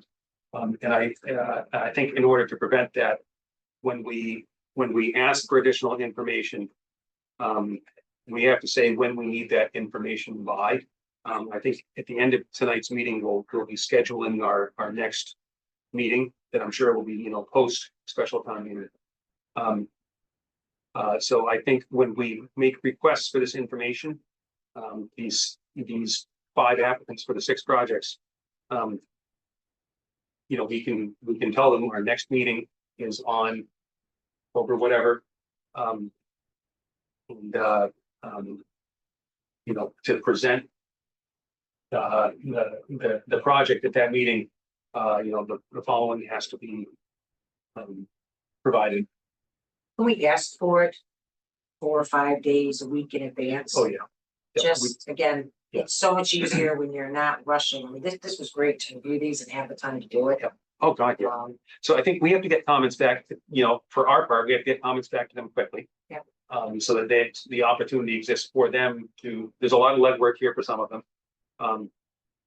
So that we can have a productive meeting sometime in October. And, annual town meeting keeps creeping earlier and earlier in the year. And, last year by trying to be very nice and bending over backwards for applicants, we put ourselves in a terrible spot. It was a miserable process. It wasn't fair to us. Frankly, it's not fair to the town. We need time to actually consider this stuff thoughtfully. So that's what we're going to make sure happens this year. The committee supports that. Beyond that, we don't know specifically when the annual town meeting is going to be, so it's difficult to talk about this with much more specificity than that. But again, we'll set our next meeting date. Well, our next couple of meeting dates at the end of our meeting season. One thing, but if you don't mind, that's kind of relevant to this conversation and the next one about town meeting warrant articles, but Yes. there is a warrant article to what was it? Allow the select board to choose I can think In of April. anytime in April, essentially, Anytime in for annual town meeting, right? So I don't know I can't remember what the current law is on that. But what it's changing it from, I know it was in March this year. It was the end of March, yeah. So, by the end. that could give an extra month if they happen to choose a late date, but just what side to that out there. Annual town meeting number 23. So it currently says then. Let's see if we will amend the town code for annual town meeting. So it'll be. The session shall be held no later than the last Saturday in April, Okay. at a date to be determined by the select board. Now, that doesn't mean it's gonna be on a Saturday. They had this discussion the other Yeah, night. right. It could be still on Monday, but it just has to take place by the last Saturday. It could be much earlier, but just I throw that out there. Yeah. And I do think it sounds like it might still be early this year to leave something for a special town meeting. Yes. In the year ago. School, Yeah. yeah, So I think that just underlines it. We have to be careful with our schedule so we don't get into a similar situation. It's not fair to us, not fair to applicants, not fair to the town. Well, I think knowing too, in late October, early November, how much money we have is gonna make things a heck of a lot easier, because like you said, Yeah. the first time ever, we're gonna have to actually pick and choose projects. Yeah. Yep. Okay. So now on to special town meeting. Let's see. So the CPC's citizen petition. First, this was emailed out earlier. Lisa and I went to Southborough Access Media and filmed a PSA to be shown on public access TV, posted on YouTube, and distributed far and wide over Facebook, hopefully my Southborough, and anybody we can think of to email it to. I just have to mention that I was blown away by Southborough Access Media. I was picturing a camcorder and a couple of chairs. It's a full-on TV studio. And I after we finished that, I stayed and spoke with Terry for a half an hour or so. And boy, are we lucky to have her as the executive director of Southborough Access Media. It was a wonderful conversation. She's somebody who really places a high value on public discourse and communication with the community, and she's really effective at it. So anyhow, so we did that. Lisa and I have been working hard on a presentation for town meeting. I was unable to attend the pre-town meeting, but Lisa was. Paul Semino has issued the edict that presentations are to be 5 minutes long, and rebuttals 3 minutes long. 5 minutes is really not that much time, I gotta tell you. Lisa and I were aiming for 5 minutes for our public service announcement, and we came in at 7. And, I already felt like we cut it to the bone, but I think, so we met yesterday, late morning. To work on it some more, to fine tune it, to try to find how can we pack in the critical information, and not leave out anything we need in there, and I think we've done that. We've got a great, very effective presentation ready to go. Can I add one thing to that? Please. So I went to the Southborough Housing Authority tonight and they unanimously voted to support it as well. Yeah. Excellent. And where did we go here? Here we go.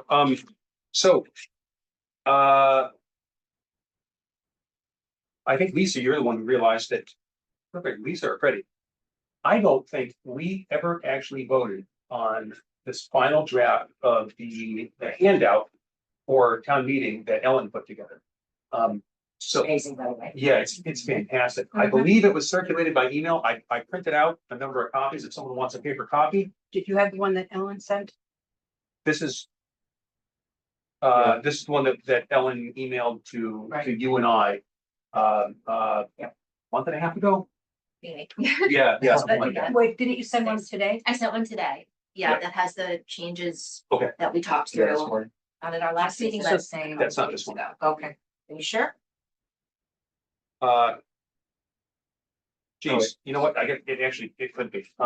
It looks almost identical, so. Okay. I made it as hard as possible for you to tell which is which. Can I So- just Doug give sent one you? out at Yeah, and you see 9:14. if this, That was the one I. will you see Okay. if that's the right one? No, so we Okay. talked about moving up, so what Oh, does that's this right. citizens petition do? Okay, So that's the one Hmm? that I sent out. Okay. Yeah, so I'm happy. That's- Today at 11. Thank you. Okay. Okay, I missed it, but, I printed this out I think it's 7. before that. but I did look at it, so I'm fine with the changes that Ellen made. So this is just based on the changes we talked about. Okay. Just with reordering things, so it starts with. Oh, great. What does the citizens petition do? Why do these corrections matter? And then Okay. it gets to, what is the Southborough CPC, who serves on it? Can I go ahead with it? Okay. Great. So I think it's important that we vote to approve this for distribution at special town meeting. And if everyone is on board, would somebody like to make a motion to approve this and distribute it? So moved. Thank you. And is there a second? Second. Thank you. We're hybrid, so I'll call the roll. Brett Peters? Yes. Grant Barrington? Yes. Ellen Maria? Yes. Lisa Braccio? Yes, Ben Smith is yes. Okay, Lisa and I have talked about printing. I'm gonna try to print them out again this year, and Lisa has volunteered to be backup if I have printing trouble. We are also going to be printing out our PowerPoint presentation. To go along with it, so folks can read along, because we're we're gonna gonna have do to. the original. Or you. Excuse me, yeah, the original, that we've all seen, and we in fact did vote on that. Yes, But that contains most of the slides we'll be showing at town meeting, so folks can read along, because we're gonna have to kind of hustle through our 5 minutes to get it all in there, so people can follow along on the paper. Can I just, Can we guess, please? now that you're mentioning this, please make sure you mention that what they have has more info than what's on the screen, because people will start going, where are, Yeah. so we did, we took the bullet points from like the first 2 slides and we put it into the 3 bullet points that are now there that Ben can talk to. Can we, I don't know what you guys are planning, but can we make sure that when you print it, it's not like 7 pages per, So yeah, it's two double-sided page or something? and half-page Okay. slides. It's gonna come out to be, I think, 3 pages. Okay. 4 pages with this, so it's gonna be a lot of paper. Ultimately, it's kind of unavoidable, and I. Better than 8 pages. though, It so is. thank you. Yeah. Yeah, and this, something, this is important, and And can I just add one other Please. thing? Also, we're gonna be putting the FAQ sheet out on social media. We're gonna kind of stagger it. And then we're also gonna put the presentation out on social media as well in advance of town meeting. So hopefully people will be some level of educated between the PSA and these, 2 documents. So that's our hope. And it's colorful, so it'll get people's attention. It will, I'm telling you, like the houses on it. Okay. So, that's where we are with the citizen petition. Also, once again, thanks to Bonnie for helping with the organizing on this and the signature gathering. Yep. Can I ask for, now that you've discussed it and Hmm. voted on it, Yes. is it public record? Yeah, and it's also been part of our, Which discussion goes on? tonight, so What you just voted on? this The- evening? the handout, The handout? Yeah. We can forward that to you. And Well, it'll it would be, be nice that individuals had the opportunity to forward it to individuals that they may know Of course. ahead of time. Okay. absolutely. we've been putting all the documents recently in the, meeting minutes, but that will be kind of a delay. Uh, Yes, one, so, Hello, Yes, we could put it on the CPC website as well as doesn't have to be Yeah. weighted to Yeah. the minutes. Let me add something else too. So Jim Haggerty is going to be putting up the presentations. They're due tomorrow, but he's also gonna put the handouts up. So if we get in the Oh. handouts early enough as well, now that we've approved them, we Yep. can shoot them off to Jim and he can That's have fine. them. We can do that, Bonnie. And then people can get it from there as well. and you've emailed us the, the corrected version of, Ellen did, Yep, yes. the handout, so, Because usually myself will pick up on Yeah. what Jim puts out. And we've reached out to Beth as well. She's gonna speak to that. Thank you. Okay. I'm sorry. On this, so I was at the select board meeting, which they were kind of talking about like finalizing the warrant, and they were talking about like who's going to be speaking against it and opposing it, so it was either Sam Stivers or Andrew Sam. Dennington, Sam, but do we need to prepare a response or get into an art, any I mean, we kind of have FAQs, but do we have any plan for how to engage? So in our presentation, we worked very hard to try to anticipate and head off any arguments against this. And the arguments in favor are just so powerful. They're arguments that are technical and very logically convincing. And there are aspects of this that are just emotionally very compelling. Okay, as long as you guys are confident. That's all. Yeah. I mean, you never know what's gonna come up, Yeah. Grant, so, hopefully, I mean, I feel very strongly, and I know everybody on this committee does, we feel very strongly about this. Yeah. And of course, at any time, anybody can get up to Yes. the mic and speak, so if you think we're missing something, Grant, please jump up to that mic and use your given right to be able to voice your opinion Sure. at town meeting, And so. can I want to add on to that? There's something that you said the other day, Lisa, that, so also, when a question is asked, he has reserved the right to decide who is going to answer. So one way of framing the question would be, Mr. Moderator, through you, I'd like to ask Lisa Braccio to try to, Or Ben, before Yes, me or absolutely. whatever, so, the question isn't handed off to, somebody who is very much against the article or whatever. and actually, that's a great point, so Yeah, we can. you could do it through a question form, Grant, and, Oh, no, or anybody. the only reason I brought it up is that I know that they will be opposing Yeah. it publicly, and so I just want to make sure that we're prepared for that. Trying to be as prepared as we Unfortunately, can. I was the only one at that meeting, and they didn't have the courtesy to let me know what their argument against it would be. Not, perhaps they would have known that I would have come here and told you all. but, Well, yeah. We'll try to anticipate as much as we can. If they're having a presentation for a rebuttal, that will have to be posted as well, and their handout. So, yeah, like I said, I think, we have a very, very compelling Strong, case. the community has overwhelmingly, I'm sorry, gonna hit me. Oh, no, please. I just think the community has been overwhelmingly supportive of this. That's the feeling that I'm driving to. So, Oh, sorry, one other thing, historical is meeting next Wednesday. I know that you're trying to get all the yes, participant groups, so I know that you guys are coordinating who's gonna. Yeah. that would be great. If we can say that it's supported by historical also, that would be Have fantastic. to say that at town meeting, because we can't adjust the slide. Right, but we can read it and add to it. So we need to talk about as well, because I think advisory is meeting the 25th as well, Okay. so we're gonna have to try to we may not want to publicize. Coordinate, yeah, we're gonna have to kind of coordinate what Yep. we may do. Greg, did you ask for this to be on the agenda with Kevin? And if you didn't, will you? I did ask, and the agenda is coming up tomorrow, so I assume it will be on, but Okay, I can't thank say you. for certain. We'll He coordinate. is actually in the audience. Okay. If we want to. Hey, Kevin, if you're listening, we'd love to be on your agenda. We'd love to have a conversation about this. Thank you. Okay. So sweet. There's nothing else on the, our warrant article? Okay, so next up, so Grant, attended the meeting, was kind enough to send out texts, in real time. This, so the select board, voted against, adopting section 3B.5 for the, and it sounds like for the practical reasons that, that Stuart provided to us, that made so much sense. Yeah, I want to speak long on this, just, I think the main concern was kind of confusion about whether adopting 3B.5 would preclude you from going to 3%. That's what Kathy Cook had mentioned at that meeting, is kind of like, select board wants to go to 3%, so if you adopt this, it's kind of like a half measure. They didn't rule out, bring it back, actually, they mentioned potentially bring it back in spring, but at least for this meeting. Okay, thank you.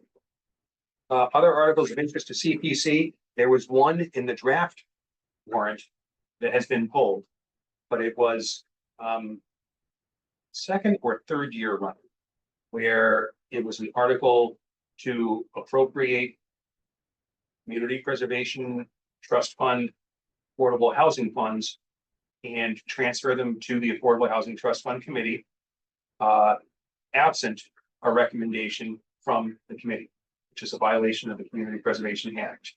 And it sounds like that article was pulled. I think it was number 14 in the draft. That got pulled. So hopefully, a stake has been driven through the heart of that one. At this point, it's no arguments needed. That it's specifically not allowed by the law. Okay, next up, project closeout update. So, little known fact about our records.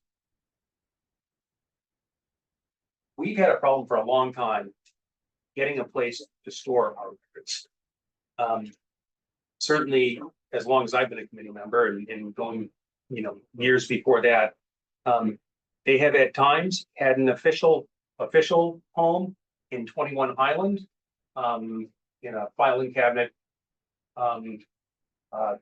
sometimes in an accessible meeting room, sometimes stuffed in a closet or the attic or behind locked doors.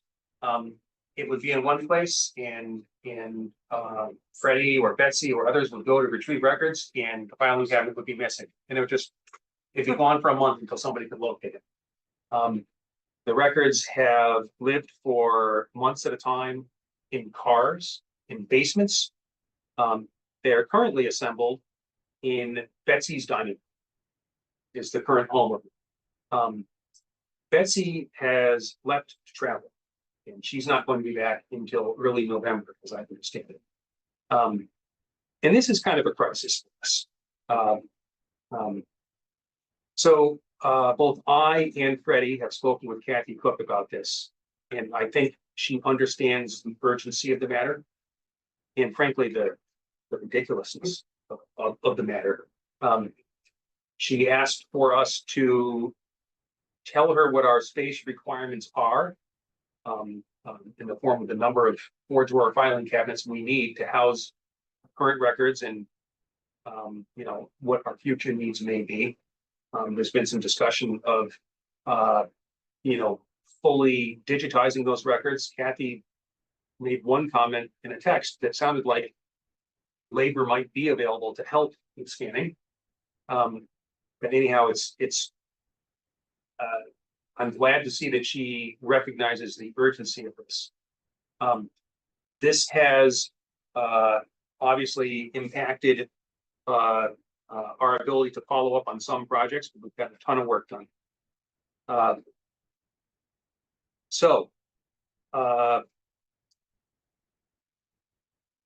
of all the outstanding projects, there are three very actively ongoing projects, four technically, because two of them relate to the Trails project that are very actively going on. And this is not counting stuff funded through bonds. That's sort of a separate issue. There are 15 projects with a total of roughly $66,000 in funds that are completed. A couple of them need some very minor signage, and that is being followed up with the project proponents to get that taken care of. There are three projects that are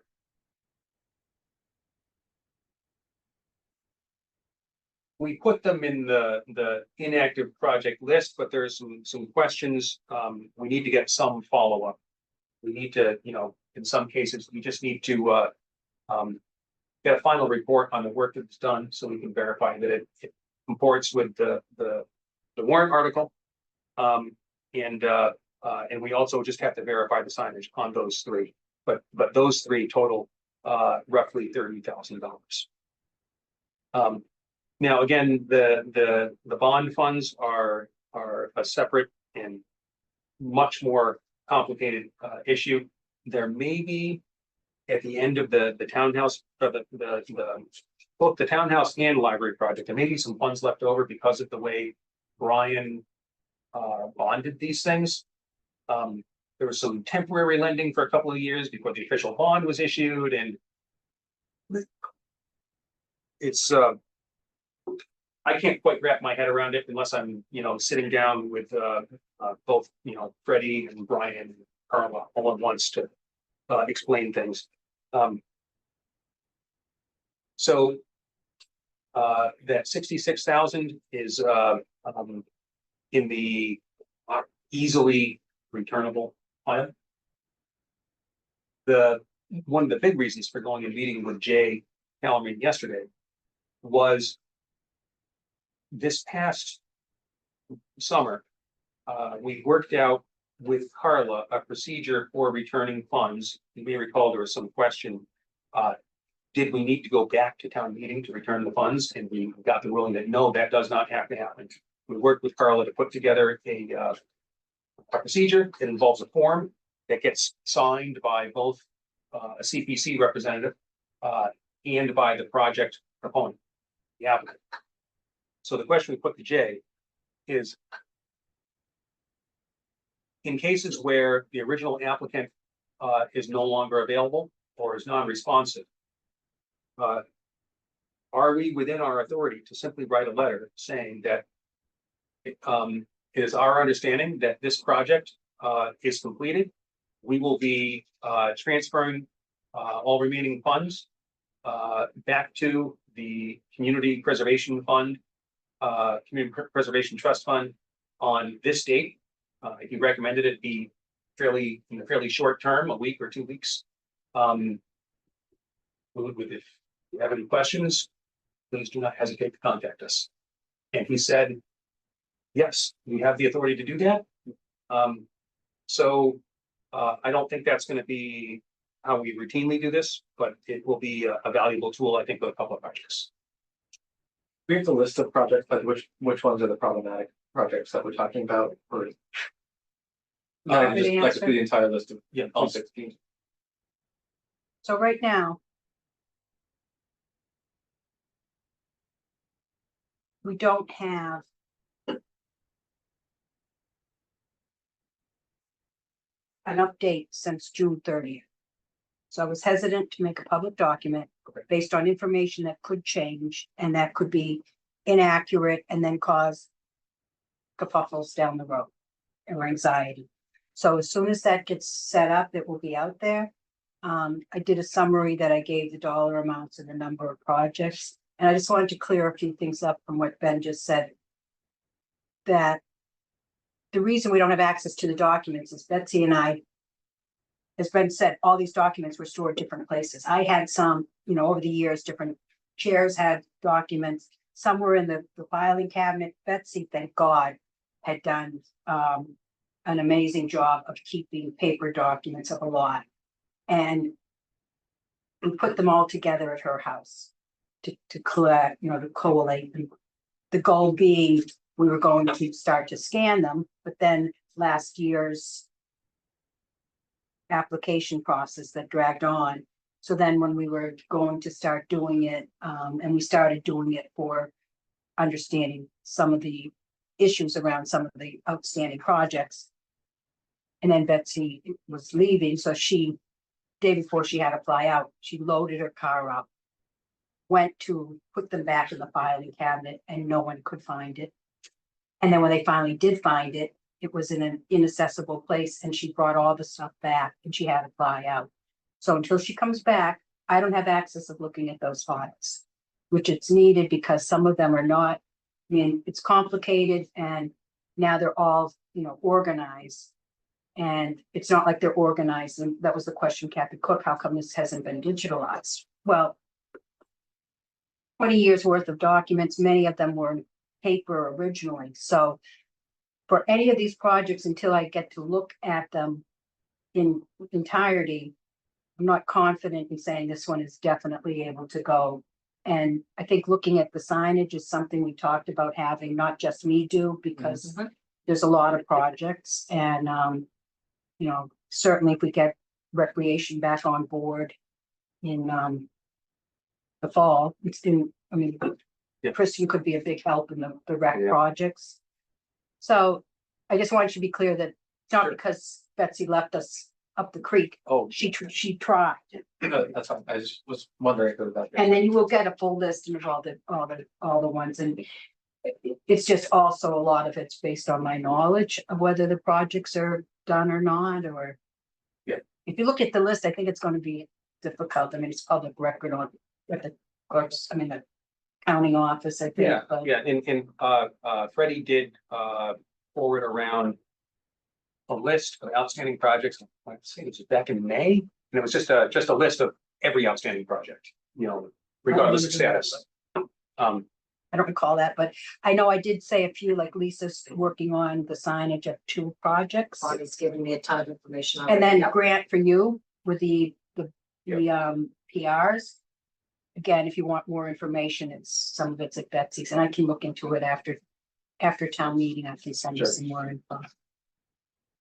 And then Ben, just one question. Yes, please. So, in terms of the mechanics of actually how we distribute the funds, I guess I hadn't thought about it before. So the funds are essentially sitting in these accounts. So you were talking about sending a letter and saying we're gonna take the funds back. So it's not a question of that we have to track them down and demand that they pay $30,000 back. It's actually that they're sitting in a fund that we control.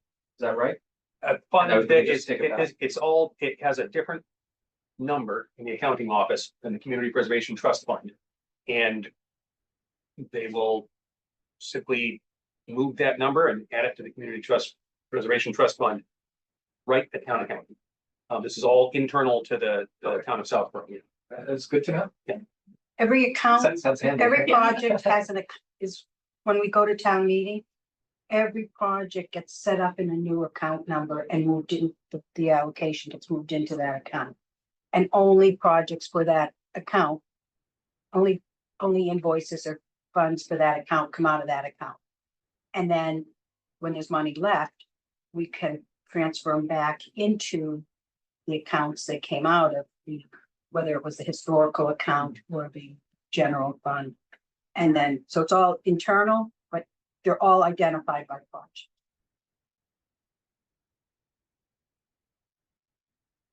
So that's where we are in project closeout. And again, none of this is going to impact the funding of of any future project. And in fact, we have a very good idea of what the numbers are, what's going to be fairly easily returnable. And that will factor into our decisions that we are gonna be making, you know, in early winter. Have enough information to do that. So, I think that money will all be returned by. yeah. Before you make your decision. Yep. Okay, so that's it on project closeout. Chair report. You know, I think all of the details of our conversation with town council have been, the only thing that I haven't shared yet is, let's see, we asked 3 questions. Number 1, the first one was, can we return funds simply with a letter as I described? The second one was just to get some clarification on the whole MOU, letter of expectation, grant agreement versus extremely long warrant article. And that was helpful. So as I said, town council said no grant agreements for between us and other town entities. Freddie's going to be looking into it seems like grant agreements do exist around the Commonwealth between community preservation committees and affordable housing trust companies. So we're going to try to drill down on that and try to understand how that works. He was very clear that a grant agreement is essential for the funding of any private project. So this will at some point require, after we get some clarity, an update to the application handbook, to if only to memorialize this knowledge and how it works for our own good. The third question was, oh, yes, that's right. So, okay. Sorry. No, it's, I'm trying to think of the best way to approach this. So the select board has put an article together to dissolve SHOPSI and reconfigure Affordable Housing Trust Fund Committee. Our enabling bylaw, Community Preservation Committee's enabling bylaw, it goes through the list. Select board shall appoint 1 member of Conservation Commission as designated by the commission, et cetera, et cetera, et cetera. And then it gets down to 1 member of SHOPSI as designated by the committee, but SHOPSI is going to go away. Potentially. My thought was, should we amend from the floor? They moved our article up. Sort of an interesting thing. Citizens petition warrant articles always go at the end of the meeting. Well, they moved ours up to the number 10 slot. Because one of the members of the select board actually articulated this, it appears that we're basically going to be trying to pack the house. And sort of manipulate the vote. I frankly think moving it earlier in the meeting actually increases our chances of passing. I think the more people there, the better, personally. But because of that, I was afraid the objection would be raised. You shouldn't vote in favor of this article because, you know, the 4 articles from now, we're going to be making these changes, and one of these committees isn't even going to exist anymore. So Jay pointed out that there's language, Lisa, I think you steered him towards it. There's language within our bylaw that says, if one of these town bodies, these designating bodies disappears for whatever reason, the select board will determine the appropriate, I forget the language exactly, but They'll determine. yeah, who the member comes from. You know, what board, committee, commission, or whatever. And I think in the mind of this same select board member, that would also give them the authority to simply directly appoint another at-large member. I don't know if that's true or not, but anyhow, Jay brought up the very good point that with this very big push for affordable housing from the select board, it's difficult to imagine them choosing anything other than appointing the member from the Affordable Housing Trust Fund Committee. The fact is, I think there's a very high likelihood that our newest member, Doug Mans, is going to be on the reconfigured Affordable Housing Trust Fund Committee. And they've already said they want him on our committee. I think he's a great fit. And the likelihood is that's what's going to happen. And he said, don't worry. If things go differently than we expect, then getting a warrant article on for annual town meeting requires 10 signatures. And we can clear it. So those are the three questions I had written down, and then I asked him just generally about our citizens petition warrant article.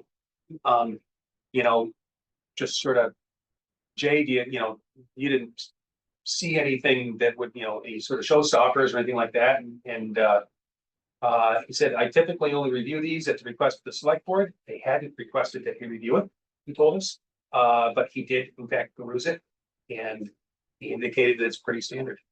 It is, at the end of the day, the way most CPA communities do this. Excuse me, the way the overwhelming majority of CPA communities do this. So that was our discussion with Jay. Went well. I don't think there's anything else to report. Unless anyone else has a matter they wish to bring up. Next up is, excuse me. Next meeting dates. We typically try to I'll pull my calendar. Try to pull up excuse me. I'll pass my bedtime. We try to schedule a brief time before town meeting, just right at Trotter, in case some last minute thing pops up that needs a vote. So we were hoping to, on the 30th, schedule and we'll just post a meeting for 6:30 p.m. At Trotter. We can sign up, choose a room. There'll be a room next to planning board because planning is doing the same thing, so at least they can bounce between. Yeah. If that works for folks. I guess the fact is, I'm gonna post it no matter what. And if something comes up, hopefully we can gather a quorum to address it. We'll always cancel it if nothing. And if we don't, it'll just be no quorum. Okay. So, yeah, please. Does town council, not town council, town clerk want committees to have a meeting when they're in the hall, or did that switched back and forth over the years? So if you don't have a quorum for the 6:30, you might want to have the meeting come to order when you're in the hall. Do you want me to find out if that's required? Yeah, It was one of those things we used to just, if you're in town meeting, you're in town meeting. Right. But where you have a warrant article and you might want to have a committee meeting while you're in, Yeah, have it posted. Because I think how we did it last year is you had the meeting and then adjourning to the auditorium. So I'll check with Jim how he wants you to handle that. thank you. Yeah, And then it changed that you didn't need it and then didn't need it. I'm not sure which it is. okay. Do you know? All right, whatever it is, I'll obviously post it that way. And I'll ask when I ask for the room for Sunday. thank you. So next after that is scheduling a meeting for October. I would propose the dates either the 10th or the 17th. I can't do the 17th. I can't do the 10th. Ah, well, there we are. I can do the 17th. Is this 17th or Thursday? It is. Those are two. Can you do days. the Wednesday? So that would be either the 9th or the 16th. I think the 9th's too close if you Yeah. want to get stuff ahead Yeah, of I time agree. and get this letter out. How does the 16th sound with people? I can do That's good to the me. Okay, Can I say you have six projects? yes. Thinking you're going to have 6 presentations in one meeting is not realistic. I don't think. I think you need 2 nights for presentations. I don't think Last year we did 2 meetings, 2 weeks in a row, I think is what we did. Worked okay. If you can find the dates, yeah. But that's saying that we use other meetings, so Let's see. We do the 24th. Is that a Thursday? Thursdays are easier for me. I can't do the 24th. I've got conservation. Okay. I How can about do the the 23rd? 22nd or the 23rd. No 22, please. Yeah, 2 Wednesdays are tough for me. Yeah, I know Wednesday is your difficult day. Can we go the week earlier? So yeah, the 9th is, I can't, the 9th, sorry. that's I'm still 2 hanging out Wednesdays in a till- row. Yeah, And are Tuesdays out? Is the 9th, is, 9th is a Wednesday. I can't do Tuesdays, but You can't do Tuesdays, But- okay. I'm not on the committee. but- What about Mondays? Just do the 23rd and I'll try to find a way to make it work. Even if I have to, potentially Zoom. What about the Monday of this, before the 17th? What would that be? 14th February, that's Columbus Day. Well, we could meet down at the Heritage Day. There's a high likelihood I will be out of town that weekend. Just do the 23rd and Okay. Or do the I'll first- find a way to make it work. That's So okay. that's fine, just if And, everyone else it works for, then I'll make it work. and, you know, obviously, when we schedule it like this, you know, we reach out sort of beforehand, make sure people can attend, and if we have to adjust things, we adjust things. No, that's fine. But I will need to schedule the applicants. Right. So I will just, like, put, if the same applicant would, at the same meeting, do you have a preference on which, go with which meeting?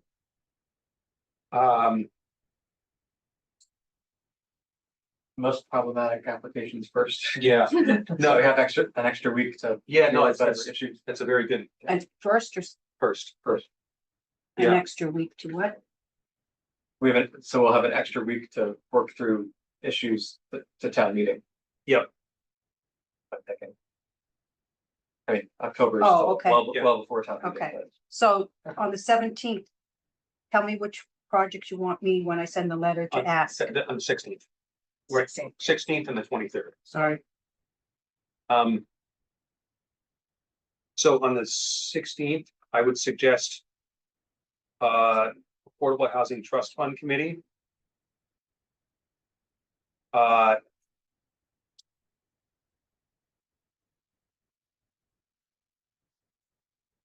You know, obviously, I think South Union and Flag should be the same evening. Yep. It's the same applicant, so perhaps those two. That's fine. Okay, and then if the applicant cannot make it on that night, we can then try to schedule like who's available. Exactly. I will work on Yeah, that, yeah. but just so it's not set in stone. Okay. Yeah, I think we shouldn't even try to schedule out further than that. Okay, Didn't we have a settlement on Maria? oh, those were from June. Yeah. It was a joint meeting with select board grant. Yes, so Lisa and I have been catching up on all the documents and Kate Bowles reached out and said that we hadn't done the June 18th minutes. So just so you know, I just literally copied the select board minutes with that. I revised some of the language to reflect they're probably closer to our position, but it's pretty much their Yes. their minutes. So Thank you for doing that, Grandpa. Yeah, thank you very much. Does anyone have any comments or edits on those? See anyone, would anyone like to make a motion to accept those minutes as written? So moved. And a second? Second. Thank you. So I will call a roll. Brett Peters? yes, Grant Barrington? yes. Ellen Martin? Yes. Lisa Braccio? Yes, And Smith is yes. So I'll send those to the clerk. thank you. On that note, I would like to thank again, both Grant and Lisa for all this work they've done on the meetings. Thank you. It's been a massive help and it's going to be a resource to us in the future. Huge resource. It's fine. With that, unless anyone has anything else, we just need a motion to adjourn. So moved. In a second. Second. Thank you. Let's see, Brett Peters? Yes. Grant Barrington? Yes. Ellen Maria? Yes. Lisa Braccio? Yes. Ben Smith is yes. All right, I'm just gonna ask you yes. just quickly, because this is what I'm gonna send